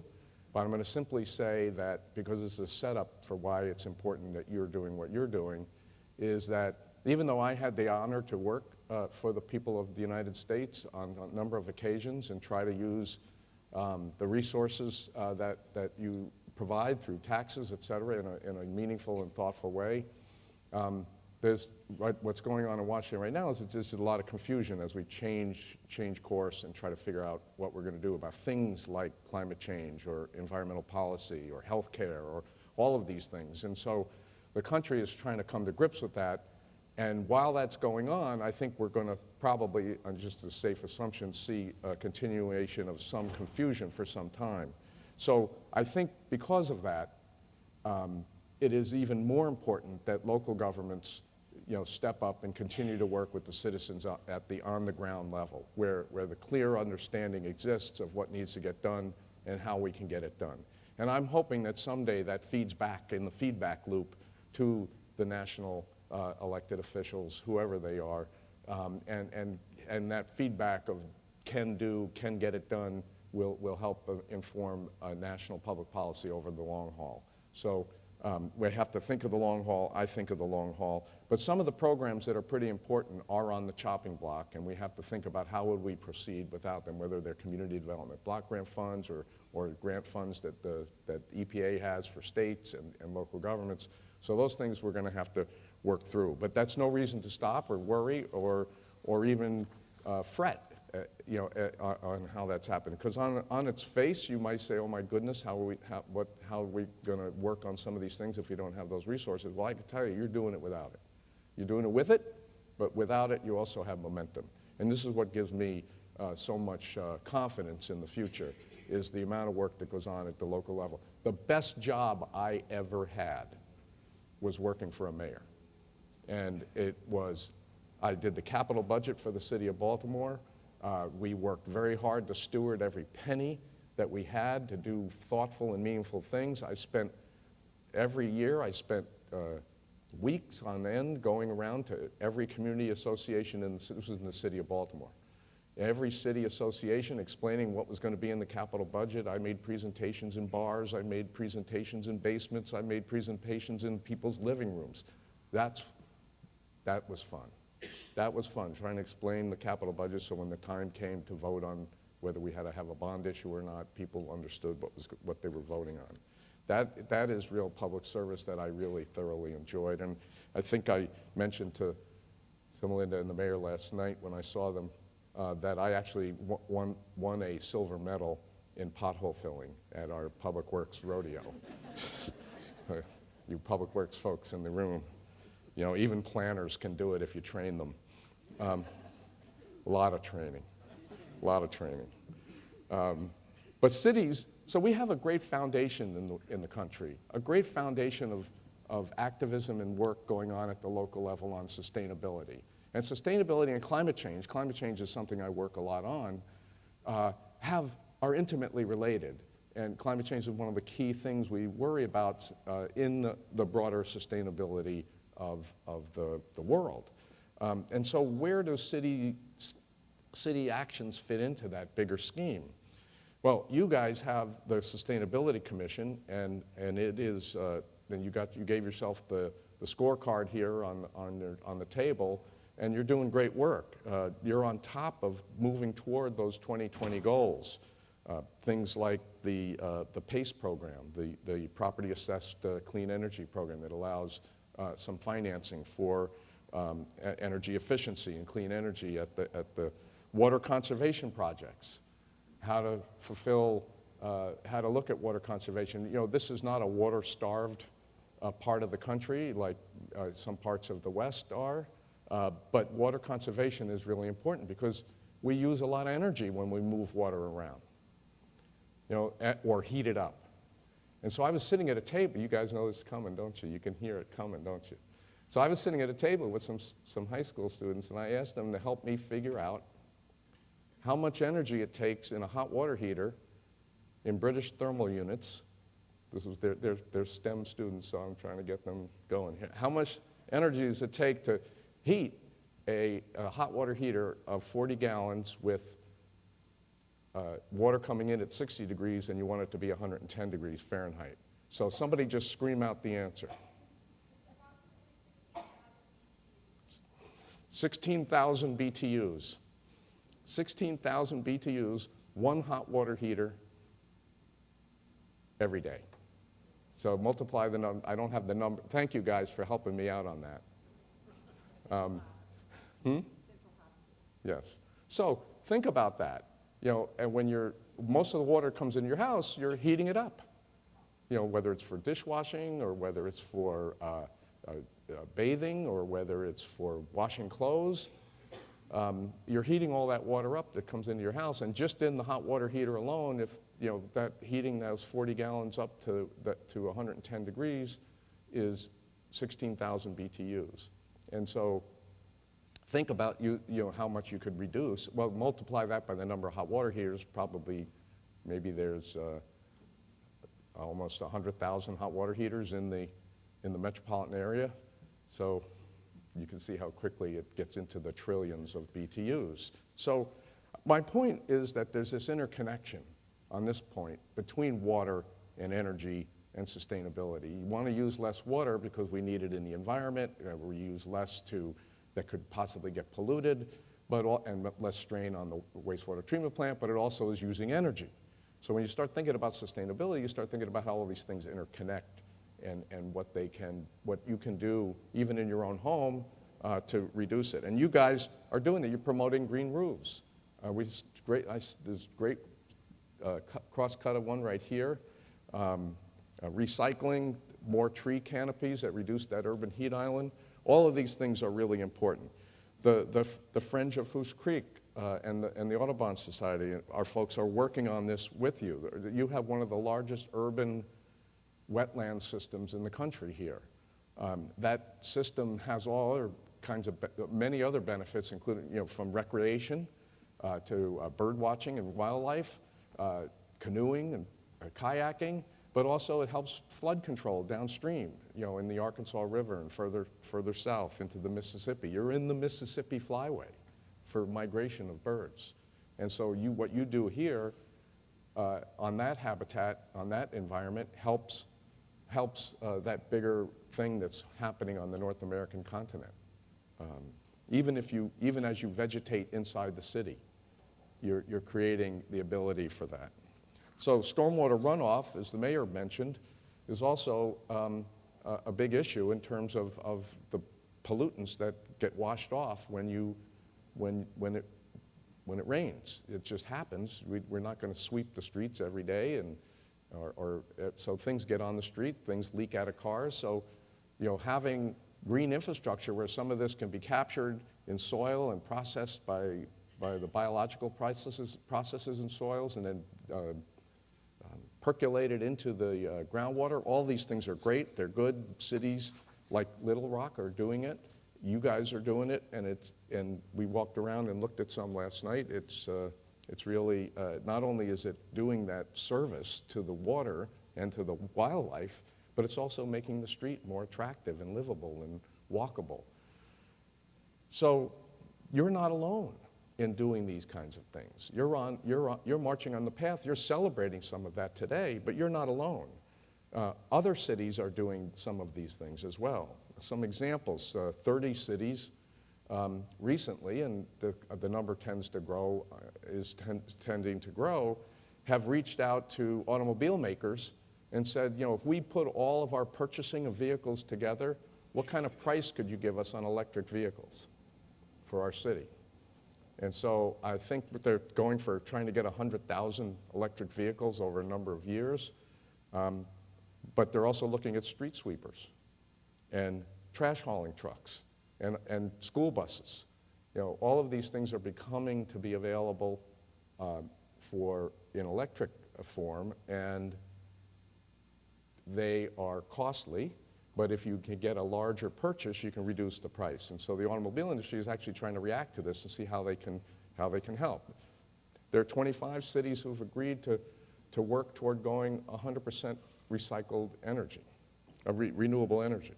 Cities such as Phoenix and Philadelphia are looking to improve energy efficiency of buildings like you guys are. The mayor of Phoenix, Mayor Stanton, is looking at where would he put batteries, big batteries, if he wanted to do microgrids in his city, because the zoning ordinances conflict sometimes with having something that might look industrial in a residential area. So you have these things going on. Cities are using green roofs all over the place. This is proving to be an amazing advance in energy and also in urban heat island protection and all the other benefits you heard earlier. An example I would add to even here, the Brooklyn Navy Yard. I lived in Brooklyn for a little while when I was working for the Audubon Society. And the Brooklyn Navy Yard is this place where we used to build the ships for World War II, and has fallen into underutilization, and it's now being revitalized as an incubator space. There's a lot of big old buildings there. All those buildings now have farms on the top. And the restaurants in Brooklyn use greens from those farms, and you can look on the menus in some of the restaurants and they tell you which building your salad came from. So it's kind of cute, but what it is it's that movement toward using all the space that you can see from your Google Maps in another and more productive ways. And it's really quite remarkable what's happening there. Restoring wetlands or creating new wetlands to help with the flooding and the runoff and the pollution control, to look at transportation choices and making sure people have access to them. In Washington, D.C., we have bike share, and I saw the bike picture that I saw with the bike share had all the different ones from the different cities, and it had the Washington, D.C. bike share red bike on there. And for $80 a year, I get a little key, and whenever I'm in downtown Washington, D.C., instead of trying to, if it's not pouring rain or something, I can just plug that in, hop on a bike, go the 5 blocks to another meeting, and park it in another bike spot and go into my meeting. It's really, once you start doing that, you realize how easy it is to do, instead of trying to get a cab or an Uber or a Lyft or whatever your sharing ride of choice might be. So having accessibility for different transportation choices is a big part of your sustainability plan. It's making cities more livable, walkable, rideable, and it is something that other cities are doing too. So you're not alone. And so stepping back to the next step, that you're not alone because other cities are doing this too, and you can learn from each other. There are organizations like the Urban Sustainability Directors Networks. There's about 150 cities that have a Melinda right now in the United States. That's a formidable force. And so what does that all add up to? You know, if you step back and say, all right, if the people have actually studied what would happen if every city of over 100,000, I think, in the United States would do these things, 5 or 6 different things that would be analyzed. Things like improving building codes and energy efficiency programs like PACE, dealing with water efficiency, increasing access to transit and other transportation choices, creating connectivity corridors to different neighborhoods and different aspects. We're watching one get constructed right out the window here if the blinds were up. Rooftop solar and green roofs, and increasing the efficiency of municipal buildings. So you take those 5 or 6 things and you add them all up and you make an assumption that all the cities do those basic things over a period of time. That alone for the United States would meet about 30% of what we committed to do in the Paris Climate Agreement, from an energy perspective and a reduction in greenhouse gas emissions. So you can see aggregately, this is the beauty of working from the grassroots up, is that aggregately, as this starts to happen in different parts of the world and different parts of the country, it aggregates to an amazing amount of benefit to the whole country. And so, so when you think about what you're doing here on Main Street or on Broadway or on green roofs on the jail, you multiply that in your head to all the other cities that are starting to think the same way, and you start to see that it has an amazing impact. And so this is a pretty important concept that I want to make sure you understand, because I'm sort of able to come from having looked at all those different places and be in many of those different places, and I can assure you, you guys are doing things that are going to be meaningful and go beyond, the benefits are going to go beyond the benefits which are tremendous here in Little Rock. So I think that the other piece of that, when you think of sustainability, which is the 3 Ps, if you do it with the 3 Ps, people, prosperity, the planet, or just social, economic, and environmental impact, all of those 3 pillars are said many different ways. The economic one is really important. And what we see in all of these cases is economic activity. There's more economic activity from some of this work, more efficient economic activity, and growth in jobs. And this is a very important part of thinking about sustainability, because you have to have a sustainable economy, otherwise you're not going to have the quality of life that we need. So these things have to work together. And we find ourselves, even again nationally, struggling with this question. Can we have both of these at the same time? Do we have to throw thinking about the environment out to have jobs, or can we not have jobs if we have to think about the environment? And so where the solutions to make them both work are going to come from are from you. This is where we'll learn and continue to learn about how to do that. And this is what we have to learn how to do if we're going to continue to grow and continue to have the kind of quality of life that everybody should have, and the kind of environment that we know is going to be needed for our children and our grandchildren. There's a lot of activity at the state level as well, and the states are in many different places on what they have been doing on these things. So you have all the way over on what they call the left coast with California, and they're doing their own climate change program.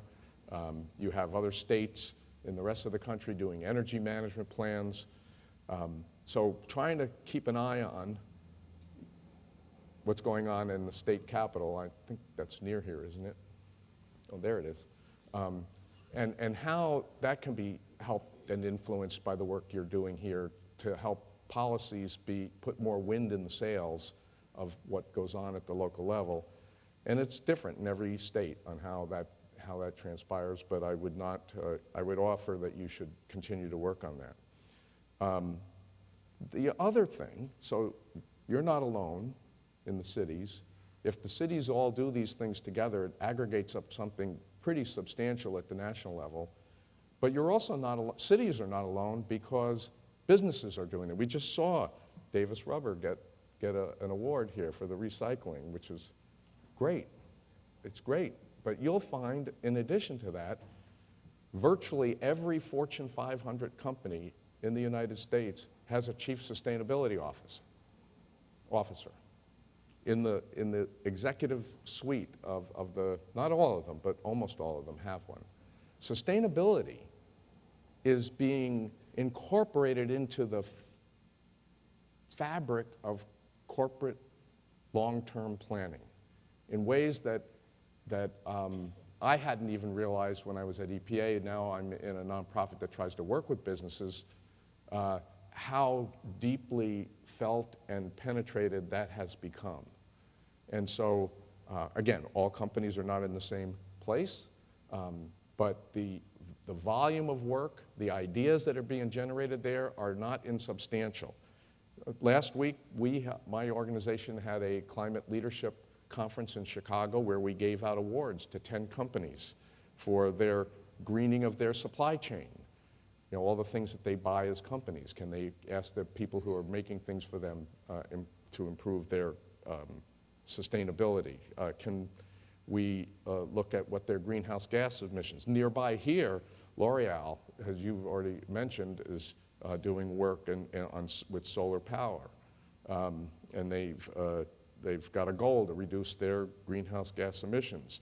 Walmart, which is further away than that, but in the state, is looking at their supply chain, which is not insubstantial. They have an amazingly large supply chain, and they've adopted goals to achieve zero waste to landfills, to be powered by 50% renewable energy, and to double the sales of locally grown produce in their food stores. These are goals that Walmart has adopted. So when you look at corporate America, it is changing. It is changing.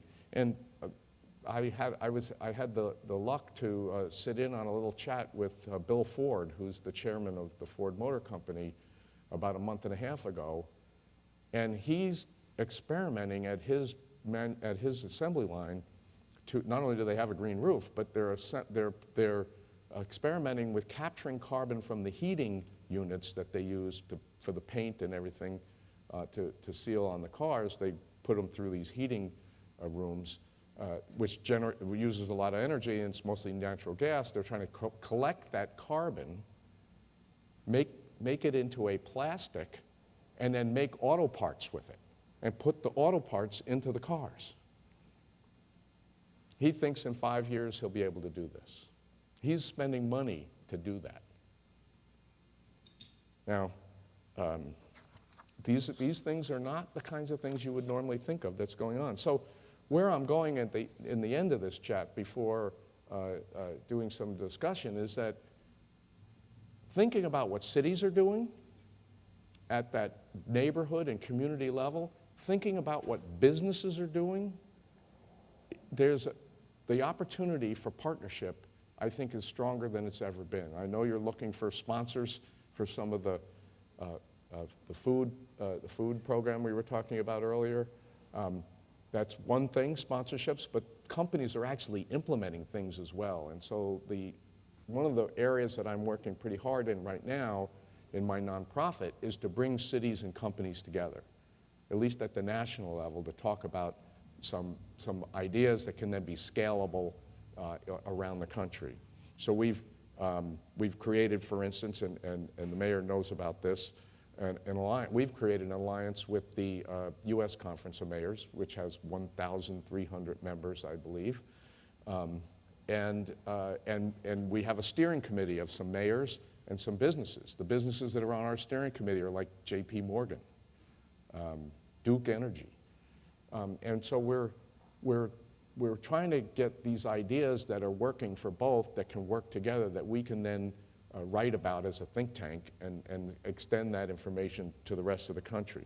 So mayors that are involved are as diverse as New York City, Salt Lake City, and Austin, Texas. So I'm sure I'll be seeking you out at some point, Mayor, to do some work with you. So this idea of public-private partnerships is in a different way than maybe we've thought about it in the past. And again, all businesses are not the same, all cities are not the same, they're all going to be a little different, but we're going to try to find where the successes are and make sure that everybody knows about them. And I think you guys are on the right track here. So sustainability has become ingrained in almost all parts of our society. Sometimes we don't know what it is when we're talking about it, but we sort of know what it feels like when we try to move in that direction. And lots have been written about it, and it can be quite dense, but it's actually a very common sense kind of thing, which is why I think so many people can gravitate to it. And it's going to be good for, it's good for people, it's good for the economy, and it's good for the planet. And that is one of the things that we all can get behind without any consternation. You know, each individual can make an impact. I gave you the water heater example with the help of the students. But government can help make access and availability and information more readily available to people so that they can take these actions. And then we can accelerate the momentum. And I think the key point I want to make is when you're working here in Little Rock, and you can step back and say, we're part of something that's going on in a lot of cities in the United States, and we know that aggregately, together, we're actually doing something that is going to have an impact globally. And that impact globally can be accelerated if we figure out how to improve the partnerships. And you guys are all over this, but I preach to you here that you should continue pushing, and you should recognize that even people that are not headquartered here, let's say Bank of America, they have facilities here. I'm just using that as a random example. You know, all of those companies that may have facilities here but may not be headquartered here, they also have a sustainability officer somewhere in their corporate structure. So making clean, livable, economically vital cities is a key ingredient going forward, whether you're thinking about the Paris Climate Change Agreement, the Sustainable Development Goals, our country's economy, your livability here in this city, and the health and well-being of your neighbors and citizens. This is the way to go. So I want to tell you what you're doing is going to really make a difference.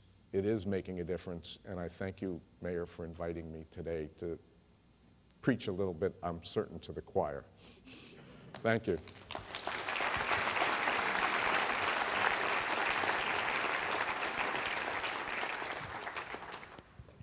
So I think, you know, we can do some questions. I don't, as usual, have a way to know how much time we have up here, but. Okay. Yeah, we've got 20 minutes. Okay. So if anybody has any questions? So I can come up with another math problem.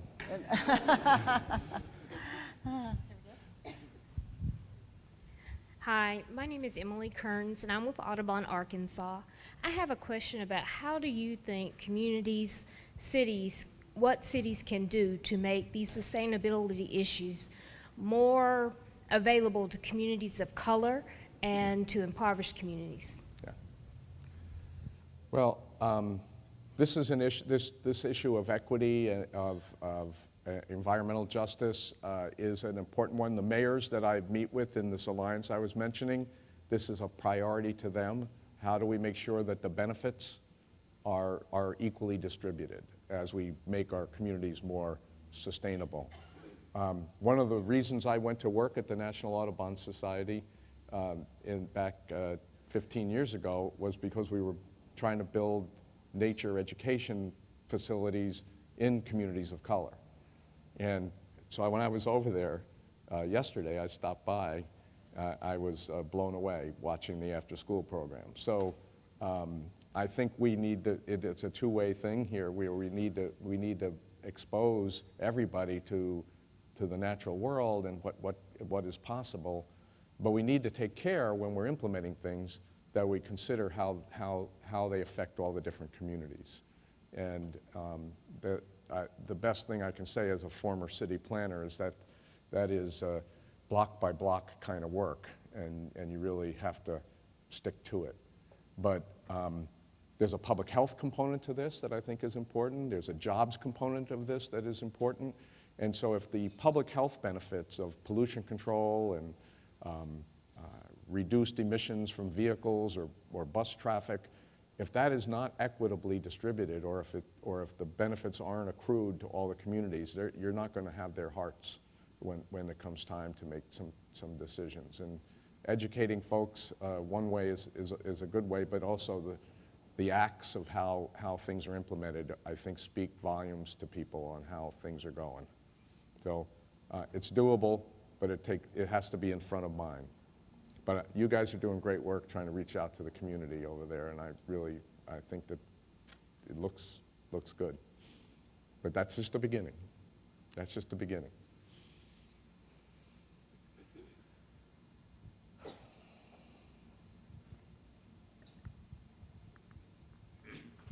Thank you. Truman Toll-Free, Director, Little Rock Parks and Recreation. I heard you talked about sustainability being interwoven into the very fabric or culture of who we are, and I was listening to you speak a few minutes ago.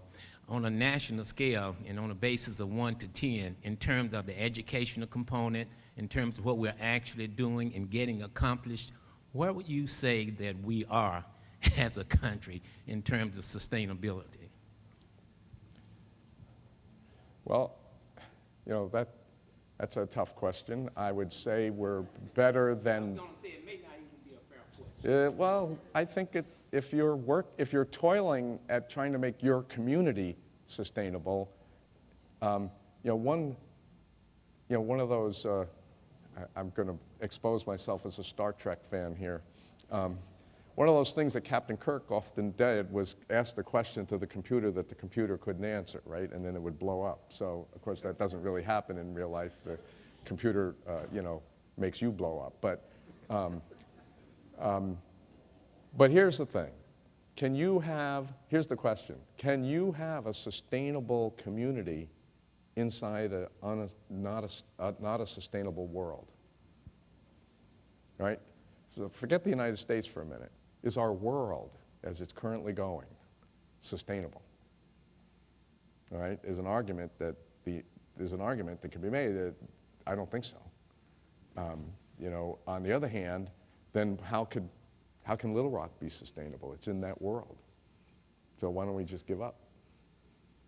So we won't change that problem with the world, and I think there's an argument to be made that the world is having trouble seeing itself as a sustainable entity as I think we may visualize that. But that won't happen if we don't build it from the bottom up. So we've got to do that.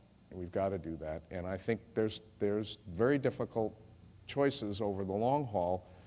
The problem that continues to vex, I think, the body politic globally and nationally is the sense that it's a zero-sum game, that you can't have these things together, that you have to give up on one to have the other. And, those 3 pillars. And so I think over time, we're going to get better in our country as we learn how to do some of these things. And I think we learn more from the local level than we will from, a congressional hearing. So the dilemma there is how much time do we have to get there before we really have larger issues. And I think, I'm an optimist. I wouldn't be working on this stuff if I didn't have that optimism. And I get refloated when I spend time, in Little Rock. It's, listening to you guys today, talking to the mayor yesterday, spending time walking around a little bit. I see what's happening, and it's very good. So I have high confidence. But your question is more not just the United States, it's really the world. And we have issues in the world. We have huge equity issues in the world. We have energy issues in the world. We have resource issues in the world. And that's got to get reconciled. And we hope that our innovation will get us through this. And I think, that I've seen it happen. When I started, one more little quick story on that. When I started working on pollution problems, and we were looking, for instance, at power plants, this is like in the 1970s, And we were trying to reduce the nitrogen oxides coming out of power plants. And the only way we had to do it in the early part of the 70s was with something we'd call a low NOx, nitrogen oxides, NOx, low NOx burners, because the air that you're breathing in right now is 80% nitrogen. You know, it's 80%, there's some other stuff, but it's essentially 80% nitrogen and 20% oxygen. And so when you put it in a place that's burning, the oxygen is what the fuel for the chemical reaction of burning, but the nitrogen is there and it gets oxidized. And so you get nitrogen oxide by simply burning something. And so trying to catch that was always a vexing thing. How can you burn and not have the nitrogen oxide? Well, we've developed something called a catalyst, and we turn it into some other kind of harmless nitrogen oxide, and now these things are really cheap, and we put them at every power plant, and we put them in your cars, catalytic converters. You know, so nobody talks about them anymore. They reduced the nitrogen oxides coming out of a car by 99% or so. You know, you know, that's only happened in the last 30 years. You know, we've gone from what do we do, how do we deal with this, to now we know how to deal with this. And so I have confidence that we can continue to innovate and learn on how to do some of these things. We're smart people. But the big question is really the global sustainability and what's the United States' role in trying to be a leader to make that happen, and what's Little Rock's role in how to show everybody that it can be done. That's a too long answer to the question, I'm sorry. But it's an important question because, you know, I'm suggesting that your work is going to mean something, and it does, but if the world is not sustainable, how do you deal with that? Bob? Yes, sir. As a follow-up to that, would you talk to us a little bit about the Paris Agreement and the countries that are signatories and where you feel that is and where it's going? Yes, we have about 190, I'm going to say 195, it might be 97, I can't remember, countries sort of agreed to it in Paris. But now about 150 countries, including the United States, have what you might call ratified it. And in order for the Paris Agreement to become international law, we needed at least 50 countries that represented at least 50% of the greenhouse gas emissions. And so we passed that a long time ago. Even if the United States pulls out, those conditions will still be met because Russia and most of Europe and China and India have all ratified it. In our country, and this is one of the things I've actually been working on we have an advisory group of businesses that work with my nonprofit. We've been working with them to talk to the National Economic Council in the White House as recently as this week about the business case for staying in the Paris Agreement. Now, we are going to have to rejigger how we do our how we do our country goals. But that's what the Paris Agreement allows you to do. It has flexibility on how you create your goals. So it's undecided what the president will and the administration will want to do, but they are seriously looking at all the different angles. So I'm optimistic that they'll stay in the Paris Agreement, and then we'll all work together, I hope, to figure out how do we rejigger how we get our goal, because they clearly don't want to do it the way the former president was working on it. So those will all be challenges, but the idea that I always have when I'm always talking to them is, all right, if not this way, what way? You know, is this you just don't want to do it, or can we work together to find another way to do it? And that's basically the message they're getting from most businesses now is, you know, all right, we need to have this global framework. We do business all over the world. We need a framework that we can help shape, because if we're not in it, we can't help shape how it gets implemented. So the next step in the Paris Agreement is what they're calling the rule book. How do you implement it? which has to be done by December of 2018. So December, not this year, but the following year, that has to be done. And so the United States needs to play in that. Otherwise, all the companies that are headquartered here will be dealing with it, but in other countries. And so there's a pretty strong rationale to staying in it, but it's still nip and tuck. But you know, we're a nonpartisan organization. I have a bipartisan board of directors. You know, we work with businesses. We have the ability to meet with and talk to the folks there, and we're not viewed as somebody that's in opposition to them. I think it's a mistake to pull out of the Paris Agreement, but I think they're actively considering it. I don't know if that's helpful. Give you an update on that, but it's actively underway right now, and which is a good thing. I think some fairly large companies have been speaking up about it, including people like ExxonMobil and General Electric and companies like that. It's imperfect, that agreement, but it is a flexible framework. And other questions?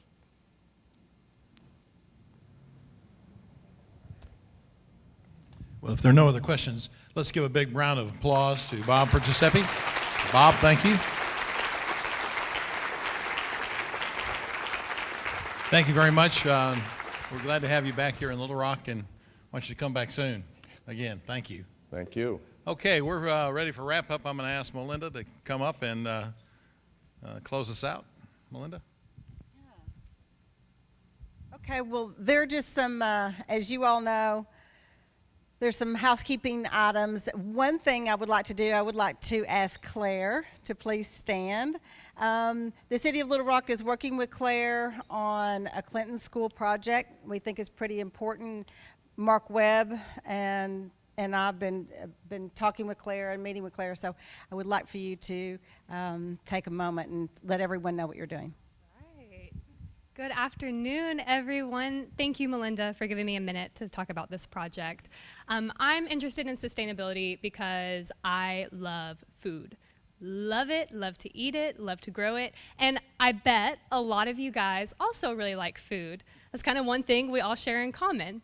So I'm going to ask you real quick for a show of hands, how many of you purchase food at a local farmer's market? Okay, awesome. And how many of you buy food from a conventional supermarket or grocery store? Yes. I answer yes to both of those too, so don't feel bad. And I'm going to tell you why I care so much about food and why you should as well, and the city should too, particularly local food systems. Because on average, the food that you buy from a supermarket travels about 2,500 miles to get to your dinner plate. When you buy from a local grower, it travels 60. That's a pretty big difference, guys. And it's a reason why cities should support local food systems, because not only does it improve our local economy and create jobs in the community, it's obviously better for the planet, and it's one of the only truly sustainable ways to feed a city. So I'm very excited to have been working with Melinda and Mark from Little Rock's Parks and Recreation to explore the ways that Little Rock could build our local food system through urban agriculture. And one of the things that we're looking at is growing food in city parks, which is a really exciting concept. And in fact, it's already been happening here in Little Rock at a park called Western Hills Park in Southwest Little Rock. And the Arkansas Hunger Relief Alliance, where did Kathy go? Oh, she had to leave. Okay, sorry, I didn't mean to call her out. The Arkansas Hunger Relief Alliance already has several gleaning gardens at Western Hills Park, and they have harvested thousands of pounds of food for the Arkansas Food Bank. And so what we're working on is looking at ways that we can expand that to provide for even more people who desperately need fresh food and those services that they provide, and also looking at ways that we can improve the community in that area by giving them the opportunity to grow food in public parks, specifically at Western Hills, but in the future, potentially across the entire city. We think this is a really important thing to explore, and we're excited to lead the way on sustainable urban agriculture. And hopefully we'll have some more updates next year at the next Sustainability Summit. Thank you, Claire. Yes, you're very, very ambitious. I love that. And all of our, did you hear that, Mark Truman? And all of our parks, we have, what, 60 active parks, so I love that. So some of the quick housekeeping things. Everybody has a $3 off coupon, and that coupon will buy you food on the Fresh to You mobile bus, which is downstairs.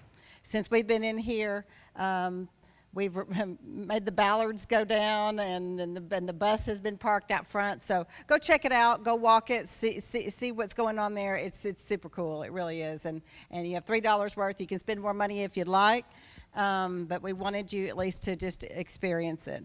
Another thing is these super fantastic centerpieces. Anybody wondering what's going on there? So Leland, where are you, Leland? Okay. Can I get you to please to stand up, and I'm going to give you the microphone, and Leland's going to tell you what's going on here with these.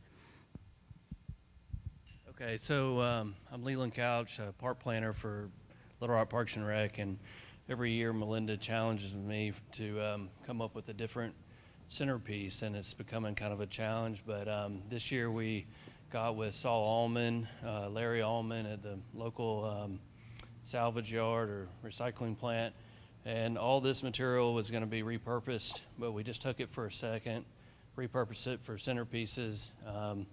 They're free to take if there's anything that anybody wants, but if not, we're just going to take it back to the recycling plant and it will become something else. So anyway, it's been a fun project.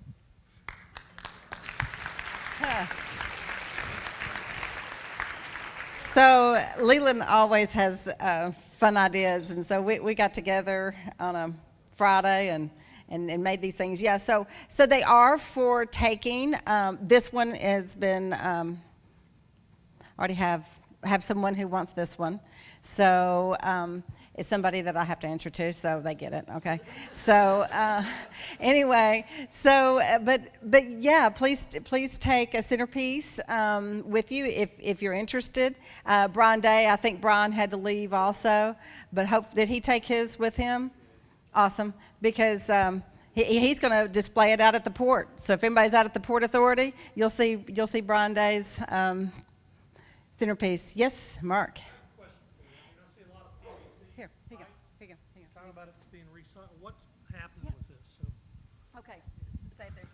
All right, so the question is, with all the PVC pipe on the tables, I want to know how is that being repurposed, reused, and recycled? Okay, I'm going to give it back to Leland. Leland and Faith are the ones who actually worked on the PVC, but from whence it comes, here's Leland. Okay, so Mark, so we initially started with the idea of using all metal, and every centerpiece was going to be all metal. Due to time and challenges, we were at the Little Rock Parks Rec maintenance yard constructing them. Melinda's friends came out, started helping us, and we kind of just started looking through the yard for other materials. There's a lot of materials that come back from projects, and all the pipe was actually already been used. You can tell that most of it has glue on it. So it's been already used once, and now it's being used twice, and we don't really know what the plan is after this, other than the centerpieces. But it's not, none of this was bought for this purpose. So. Yeah, so the bottom line, that's one of the challenges that I ask of Leland every year is, hey, what can you do for free? What fabulous something 27 of them, because there are 27 tables here, can you do for free? Because that's my budget, okay? So there you go. Oh, yeah, that would be cool, right? And just so you know, Faith Mullins, where are you, Faith? Yeah, that one back there is the one who actually was cutting this PVC pipe, right? I mean, yeah, so girl power, you go. Yeah, that happened. That was very impressive. Yeah, I went out there and she had the goggles on and was running that machine. I'm like, you go. Anyway, so that's really about all we have on that. Now, what we have left are the tours. You all are familiar that we usually have at least one tour option if you have a little more time. So there are 2 tours. One is Doc. Where is Doc? I think there he is. Okay, so Doc's going to do the green tour of this building, of this new facility. And is it pending still lead, or has it been announced? I know Linda's here too. So pending. Pending lead, but Doc, it's green, and Doc is can give you the tour. So anybody, Doc, if you would stand up, if anybody's interested in going with Doc, it'll be what, about 45 minutes? Is that what you said, Doc? About 45-minute tour of this building to see all the things that they've done, and I feel certain, don't you, Linda, that it will be lead? Yeah. We feel good about it. Yes, we do. Okay, so that's one option. The other is a green roof and bridge presentation. So the green roof demonstration project, what the Parks Department did here is our hope is next year that you're going to see it on the old jail roof, which is right out that window. What we're going to do, that group is going to do, is we're going to go out and upstairs. There's a balcony on the 3rd floor so we can see it better. And so we're going to have our experts. There's Marianne. So Marianne and Clint, Whitley, and Leland are all, we're going to go on that tour, and they can answer some questions, and we're going to talk about that. And then my boss, John Honeywell, is going to talk about the Broadway Bridge. So if anybody's curious about what's going on with that, you know, I mean, obviously you see it, but any questions you might have regarding that. So that's that group going upstairs. And if you need to get back to go on about your day, first of all, thank you so much for spending a lot of your day here with us. I really appreciate it. But if you need to go, then don't miss the bus downstairs. Take your coupon, check out the bus, and buy a piece of fruit. And I'm sorry, Teresa has a question. No, good question. Teresa asked if you need to get your fruit first. The bus will be out there, I think, until 3. So go on your tour first, and then you can shop on the bus. So there you go. Okay, so Doc is going to take his group. John and Marianne and all, we're going to go on the. Thank you all so much.